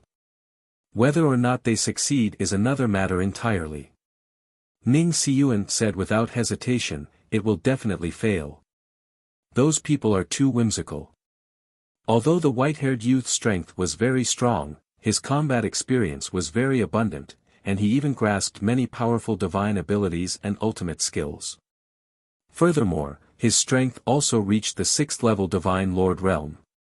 He only used 80% of his strength and easily won after exchanging 200 moves with his opponent. But in the eyes of Ning Xiyuan and Zhen Hong, Ji Tianqing was a war god who had never been defeated before. Just based on those young geniuses participating in the battle today, none was his match. Because he was already a pinnacle Divine Lord powerhouse. Competing in martial arts with these young geniuses was simply bullying people. 2 hours later, it was Zhen Hong's turn to go on stage. Her opponent was called Yu Wucheng, a pinnacle genius of Cloudy Sun County, a wealthy aristocrat with an illustrious family background. This person's strength reached the 5th level Divine Lord realm and cultivated over 20 kinds of divine abilities and ultimate skills. He was more adept at lightning-fast ambushes. The two people exchanged blows on the stage. Yu Wucheng transformed into 7 phantoms, and his true body hid in a corner of the stage. He used incomparably dazzling assassination techniques to drown out Zhen Hong's figure. Zhen Hong couldn't find his true body for the time being, so she followed Ji Tianqing's instructions and used the dragon race's ultimate skills with all her might. As the saying went, a strong person could defeat 10 skilled people. She punched out with the dragon elephant divine fist and broke the divine art shadows that filled the sky, forcing out her opponent's true body. Yu Wucheng was very indignant and wanted to hide himself again to use an even more dazzling divine art. Zhen Hong was like a storm, continuously using 4 dragon race's ultimate skills. Dragon Shadow Palm, Heavenly Dragon Strike, and Soaring Dragon Slash were all used. The entire stage was filled with Golden Dragon Divine Light, and Dragon Roars echoed. Yu Wucheng was beaten until he covered his head and fled like a rat. He barely lasted 4 moves before being knocked to the ground. When Zhen Hong used the 5th move, he was severely injured and vomited blood, falling onto the stage. Yu Wucheng was defeated just like that. No matter how strange his divine art was or how fast his movement technique was, he couldn't withstand Zhen Hong's violent attacks. After all, Zhen Hong's dragon race's ultimate skills were too domineering and specialized in dealing with fancy moves. This round of battles finally ended. The 17 young geniuses advanced to the next round. Among them were Ji Tianqing, Zhen Hong, and the 4 intermediate god lords under Prince Lien. It was already afternoon, and the scorching sun was even hotter. The nearly 1 million god race members in the plaza were dazzled and delighted. No one was willing to leave. Soon, the 2nd prince and the 3rd prince finished drawing lots. Out of the 17 young geniuses, 1 was lucky enough to advance to the next round. The other 16 people were divided into 8 pairs to fight on the stage. This round of battles was very crucial. It was the moment that determined the fate of the contestants and tugged at their heartstrings. The victors would enter the top 9 and have the right to enter the Blood Flame Mystic Realm to receive the baptism of the Blood Flame Sacred Tree. The 8 losers would have to fight for the 10th place. The chances were slim. In the first battle, the 2nd prince's confidant defeated a noble genius from the Tianxue County. The 2nd prince's brows relaxed and his expression relaxed. He finally felt somewhat comforted. After all, in this round, Ji Tianqing's opponent wasn't one of his men. Instead, it was a genius from the 5th prince's faction, a white-haired youth named Ji Ningwang. The 2nd and 3rd battles continued one after another. The contestants were the elites of the elites. All of them had extraordinary strength and were proficient in all kinds of divine arts. Every battle was brilliant. All kinds of gorgeous, dazzling, bizarre and strange divine arts were displayed on the stage one by one. The millions of spectators felt their blood boil and their spirits rise.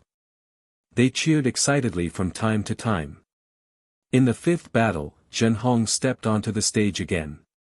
Her opponent was a foreign race genius from the southern border. He was a skinny youth with the bloodline of the flame wolf. This person's aura was sinister and his willpower was tenacious and resolute. He had the characteristics of the wolf race's bloodline. Most importantly, his strength had reached the peak of the 5th degree realm. He was only one step away from the 6th degree realm. When Zhenhong fought with him, the process was exceptionally difficult. From the beginning, she was suppressed by the flame wolf youth. The other party relied on his super fast speed and rich battle experience to beat Zhenhong back. After exchanging 10 moves, Zhenhong finally erupted with great potential and used the powerful heavenly dragon star-breaking slash. Only then did she defeat the flame wolf youth's various divine arts and injure him, causing him to fall onto the stage covered in blood. However, the flame wolf youth wasn't defeated. He actually boiled his bloodline and took the risk to stimulate his potential, breaking through to the 6th level divine monarch realm.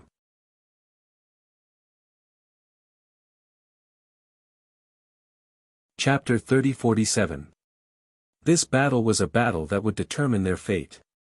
If they won, they would enter the top 9 and receive the baptism of the blood flame's sacred tree. The flame wolf youth was from a foreign race and could not become a noble in the blood flame divine kingdom. Naturally, he could not obtain too many cultivation resources and it was difficult for him to stand out. Therefore, he placed all his hopes on this grand ceremony. It was also because of this that he took the risk of burning his bloodline and risking his life. Fortunately, he successfully broke through to the 6th stage. Such tenacious willpower and terrifying wolf-like nature made countless people cry out in alarm. When he successfully broke through, everyone was boiling and erupted into earth-shattering cheers and shouts. Even the nobles and experts on the 4 viewing platforms looked at the flame wolf youth in a new light and admired him. Zhenhong was under great pressure. Even her confidence was shaken. The flame wolf youth became even more ferocious and charged over wantonly, forcing her to retreat. Feeling helpless, she subconsciously turned her head and glanced at Ji Tianqing on the viewing platform. She wanted to know what Ji Tianqing's reaction and expression would be. If Ji Tianqing signaled her to admit defeat, she would rather give up the baptism of the sacred tree and immediately admit defeat. If Ji Tianqing supported her to continue fighting, she would never surrender even if she was seriously injured and unconscious. When she looked at Ji Tianqing, she saw a smiling face and a serious and focused gaze. Young master has never been interested in watching the battle, but he watched the entire process of my battle very seriously. Even if I lose, I can't let him down. This thought flashed through Zhenhong's mind and she immediately became spirited and full of fighting spirit. At this moment, she saw Ji Tianqing's lips move silently. It was lip reading. She immediately understood. Ji Tianqing said 4 words. Reverse blood berserk. Zhenhong's body trembled and her heart was filled with shock and disbelief. Young master actually wants me to use that trump card. Reverse blood berserk was one of the last trump cards of the 18 Dragon Clan's ultimate techniques. After using it, one's bloodline would flow backward and enter a berserk state. Not only would their appearance change, but their combat prowess would also increase by 5 times. Only the divine dragons and the dragon blood god clan could use such a powerful skill. After all, if an ordinary god race bloodline were to flow in reverse, they would definitely go mad and self-destruct or burn their bodies on the spot. Only the dragon clan, whose physical bodies were incomparably strong, could unleash such a self-destructive divine ability. Didn't young master teach me not to reveal too many trump cards? Zhenhong tried to figure out what was going on while he fended off the flame wolf youth's fierce attacks. Could it be that young master is confident that as long as I use the inverse berserk divine ability, I can defeat my opponent? He had only exposed one trump card, but he could conceal even more trump cards. I understand now. After understanding Ji Tianqing's intentions, Zhenhong no longer hesitated and immediately used reverse blood berserk. Roar! She suddenly let out a low roar, and her entire body ignited with golden flames that soared into the sky, bursting forth with an incomparably violent aura. Then, nearly 1,000,000 God race people witnessed with their own eyes the shocking changes that happened to her within the raging golden divine flames. Her originally tall and strong body actually expanded violently, expanding to a height of 1,000 feet in the blink of an eye. Her body was as big as a mountain, and she looked the same as before. She still had the appearance of a dragon god warrior, but she was wilder and more violent. Her entire body was covered with golden dragon scales, like a layer of natural golden armor. Her arms and legs bulged with smooth muscle lines, not only filled with strength, but also with a wild beauty. A golden dragon horn more than 30 feet long grew out of her head, and her face was also covered by golden dragon scales, revealing only a pair of blood-red eyes. Under her tailbone, a 60-foot-long 3-pronged dragon tail emerged. Her hands covered in dragon scales had also turned into sharp dragon claws. This was the appearance of the Dragon God clan after going berserk, and also Zhenhong's strongest state. She stood in the sky, looking down at the tiny flame wolf youth, and her entire body burst forth with soaring dragon might and battle intent. Roar! With a piercing dragon roar, she swooped down like a meteor, charging toward the flame wolf youth. The flame wolf youth had long been shocked by her berserk state, and his pupils constricted, and he was on guard. At this moment, he was suppressed by her berserk aura, and his battle intent weakened a lot, and his aura weakened a lot. Sky Wolf Transformation. At this critical moment, the flame wolf youth no longer held back and used his trump card. He ignited the flame wolf bloodline again and turned into a 100-meter tall red flame wolf, charging toward Zhenhong with an indomitable will. In the next moment, the two giant creatures collided, and their strongest power exploded. Boom! An earth-shattering sound exploded in the arena, shaking the 9 heavens. Golden and crimson divine light blended and exploded, filling the entire arena. The arena shook violently, and the sky-blue shield kept fluctuating. Even the ground of the huge square was shaking, and countless people were shaken to the ground. But no one felt that it was dangerous. They were so excited that their blood was boiling, and they forgot where they were and cheered and shouted. After all, this was the most exciting and hot-blooded battle in this god blood ceremony. No matter the result, Zhenhong and the Flame Wolf youth were famous in the capital, and millions of God clan members would remember them. After a long time, the colorful divine light gradually dissipated. The arena regained its clarity, and the winner was decided. Zhenhong stood in the sky, unharmed, and golden light flickered all over her body, like a goddess of war. No, to be exact, it should be the golden dragon goddess of war. Her expression was calm, and her eyes were emotionless. She looked at the ground without focus. Is this the ultimate power of the dragon god bloodline after the berserk state?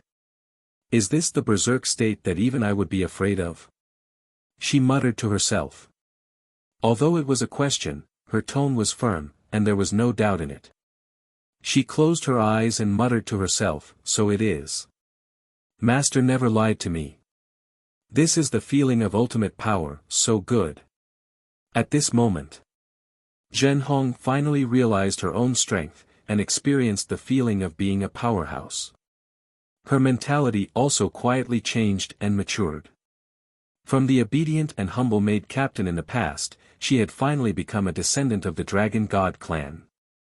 She had self-confidence, a desire for great power, and a vision for the future. She knew.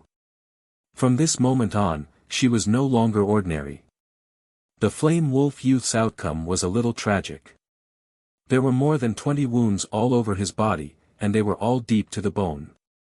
He lay on the arena covered in blood, twitching involuntarily, and groaning in pain. He had already lost.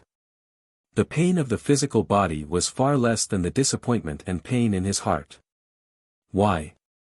Why did I meet her? He murmured with lifeless eyes, and his heart was filled with unwillingness. Originally, he could break through on the spot in the arena and reach the 6th level of the Divine Lord realm.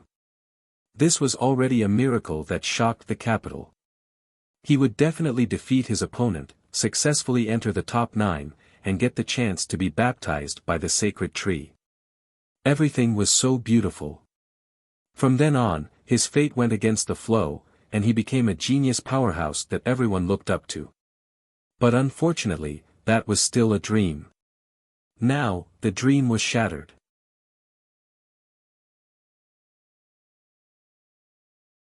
Chapter 30-48.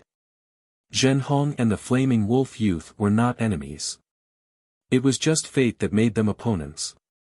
Even if the winner was decided, there was no enmity between them. The Flaming Wolf Youth looked up at her and said in a hoarse voice, "You won." Zhenhong removed her berserk state and returned to normal. She landed not far in front of him. She looked at the Flaming Wolf Youth calmly and said, "You are also very strong. It is also an opportunity for you to break through on the spot in the arena. Although you lost to me, you still have a chance to fight for the 10th place." The Flaming Wolf Youth was stunned and smiled bitterly. "The 8 losers will fight for the only spot." Zhenhong said expressionlessly, "My benefactor taught me that to become a true expert, I have to go through many 1-in-a-million tests in my life. If you don't even dare to fight for the 1-in-a-million chance, you don't deserve to be an expert." The Flaming Wolf Youth was stunned again and immediately showed an ashamed expression. He nodded and said, "You are right. Thank you for your guidance. Also, help me thank your benefactor." After that, he struggled to stand up with his injuries. He bowed to Zhenhong and turned to leave the arena. Although he was defeated and left the arena, his back was straight. His confidence and determination reappeared. Although the battle between Zhenhong and the Flaming Wolf Youth could be said to be the most exciting and hot-blooded battle since the beginning of the ceremony. Nearly 1 million God Clan people discussed excitedly for a long time. But soon, as one exciting battle after another played out, everyone's attention was diverted. The 6th battle. A white-haired youth named Yi Ningwang appeared. He was one of the 4 geniuses under Prince Lian that Ji Tianqing had paid attention to. This person was thin and wore black leather armor. He had short white hair and looked very capable. His face was cold and his aura was malicious. His eyes were as frightening as a poisonous snake's. After entering the arena, he stared coldly at the northern viewing platform and stared straight at Ji Tianqing. When Ji Tianqing flew into the arena, his lips curled into a sinister sneer. "Ha! My luck is quite good, much better than those 3 guys. The mission of sniping you will be completed by me in the end." Yi Ningwang said coldly and was quite proud. "Kid, do you know? It is your greatest honor to be seen as an opponent by the Emperor. As long as I defeat you in the arena, I will be rewarded by His Majesty with resources and treasures worth 1 billion. I really have to thank you." As he spoke, Yi Ningwang stretched out his hands. A black light flashed in his palms, and 2 black scimitars appeared. Ji Tianqing raised his eyebrows and said with a smile, "Your luck is indeed not bad. Among the 4 great lackeys, you are the first to be defeated by this monarch. Of course, a cannon fodder like you is not worthy to be this monarch's opponent. Being defeated by this monarch is also the most glorious experience of your life." His tone was relaxed and casual, without the slightest bit of bravado. He was just stating a fact. Yi Ningwang, on the other hand, was greatly humiliated.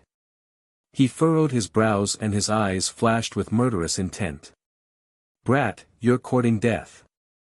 Ji Tianqing's lips curved in a cold smile, saying indifferently, "The matter of West Wind Town, even the prince did not tell you?"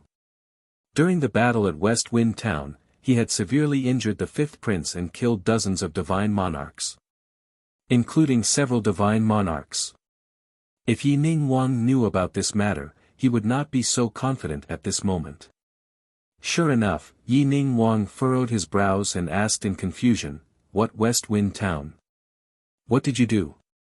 Ji Tianqing laughed involuntarily, looking at him with pity. "Little guy, you must have offended the prince." Yi Ning Wang immediately denied, "How is that possible? I am loyal to the monarch."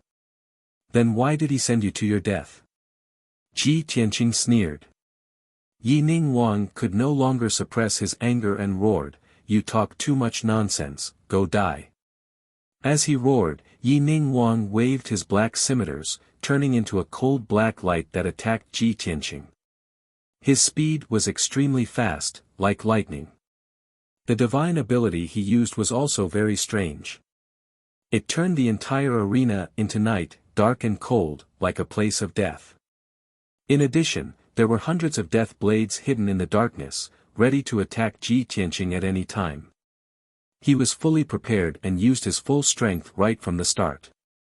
This divine ability was strange and mysterious, so powerful that it made people's hearts palpitate. Countless God clan members in the square cried out in alarm, their faces filled with worry. The nobles and experts on the 4 viewing platforms also looked at Yi Ning Wang in a new light. They stared at Ji Tianqing, waiting to see how he would deal with it. But everyone was disappointed. Ji Tianqing stood in place, not moving an inch. His expression was still indifferent as he slowly raised his right hand. He clenched his fist again, releasing golden light that condensed into a mountain-sized dragon-elephant phantom. Then, he threw it out in a destructive manner. It was the same move as before, but more powerful and contained more nomological power. Although it was gorgeous, it was boring to watch it a second time. Boom! Crack! The next moment, the dragon-elephant divine fist hit the black light, creating an earth-shattering sound. Instantly, the entire arena was filled with invisible divine power and shook violently. The sky-blue shield also shook violently, creating turbulent waves. Under countless shocked gazes, the black death aura that filled the arena instantly collapsed and dissipated. The black light that resembled a lightning bolt of death also exploded into fragments that filled the sky. Pfft! Yi Ning Wang's figure appeared, and he spat out a mouthful of blood. He drew an arc in the air and smashed into the edge of the arena with a dull thud. He was severely injured with just one punch. He was unwilling to give up and wanted to get up and fight again. But he realized that his arms were broken, his legs were shattered, and his internal organs were shattered. Even the meridians and bones in his body were in a mess, broken and twisted inch by inch. After suffering such heavy injuries, his body was almost destroyed. Want to fight again? Impossible. Even if he went into seclusion to heal, it would take him at least 20 years to fully recover. No. Yi Ning Wang couldn't accept such a blow. His eyes were red as he roared with grief and anger. Swoosh! Ji Tianqing covered 10 miles with a single step and appeared in front of him. He raised his right hand again and clenched it into a fist that emitted golden light. Yi Ning Wang was terrified. His eyes were filled with fear and dread. His opponent's intention was clear. If he didn't admit defeat, he would have to take another punch. In his current state, he would be finished if he took another punch. Not only would his divine body be smashed, but his divine spark would also be severely damaged. By then, it wouldn't be something that could be recovered in a few decades. Before Ji Tianqing raised his fist, Yi Ning Wang couldn't wait and shouted at the top of his lungs, "Stop! I admit defeat." He was afraid that everyone couldn't hear him. Ji Tianqing pretended not to hear him and crippled him with one punch. That would be a huge loss. Therefore, he shouted so loudly that it shook the sky. Ji Tianqing frowned and retracted his fist. He said with disdain, just admit defeat. Why are you shouting so loudly? It's indeed glorious to be defeated by me, right? Translator, Henyi Translations Editor, Henyi Translations.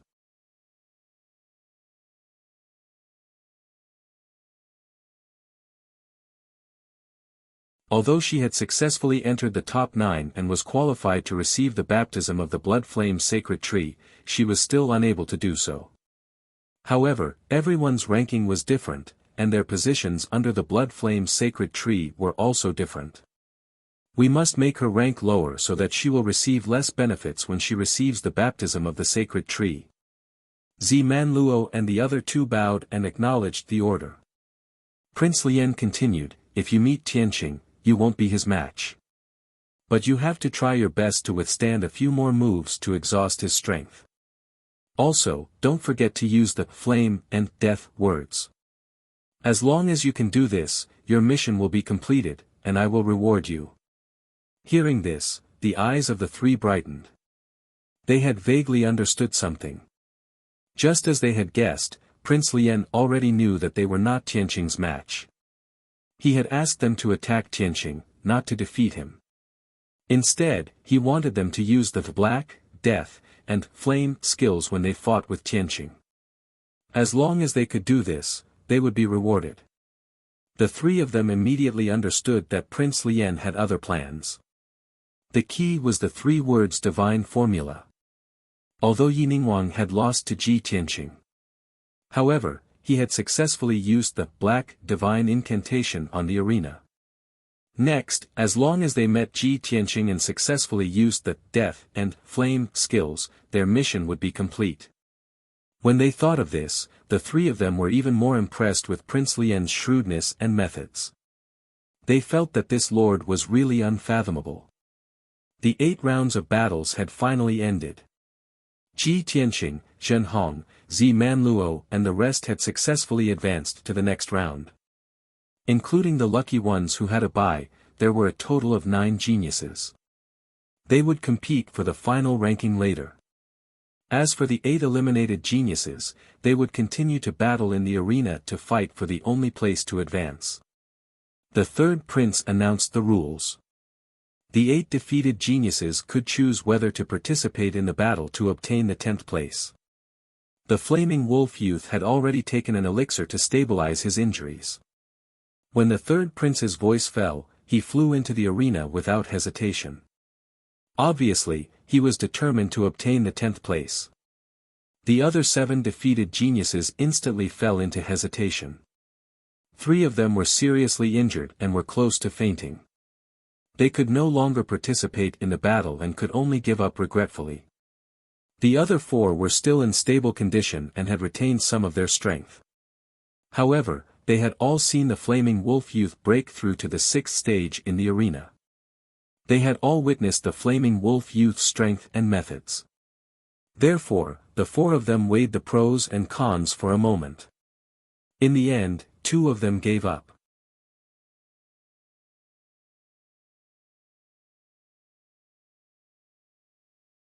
Chapter 30-50. When Ji Tianqing's voice sounded, the entire square was in an uproar. Close to 1 million God race people revealed shocked expressions and let out cries of disbelief. No one expected that he was actually so domineering. With an absolutely domineering attitude, he challenged all his opponents by name. This kind of thing rarely happened in the previous divine blood ceremony. The last time it happened was a few thousand years ago. However, geniuses who dared to challenge all their opponents like him were generally peerless monsters. Most likely, they would sweep the field. The million people, all the nobles, and powerhouses were all so excited that their blood surged, revealing expressions of incomparable anticipation.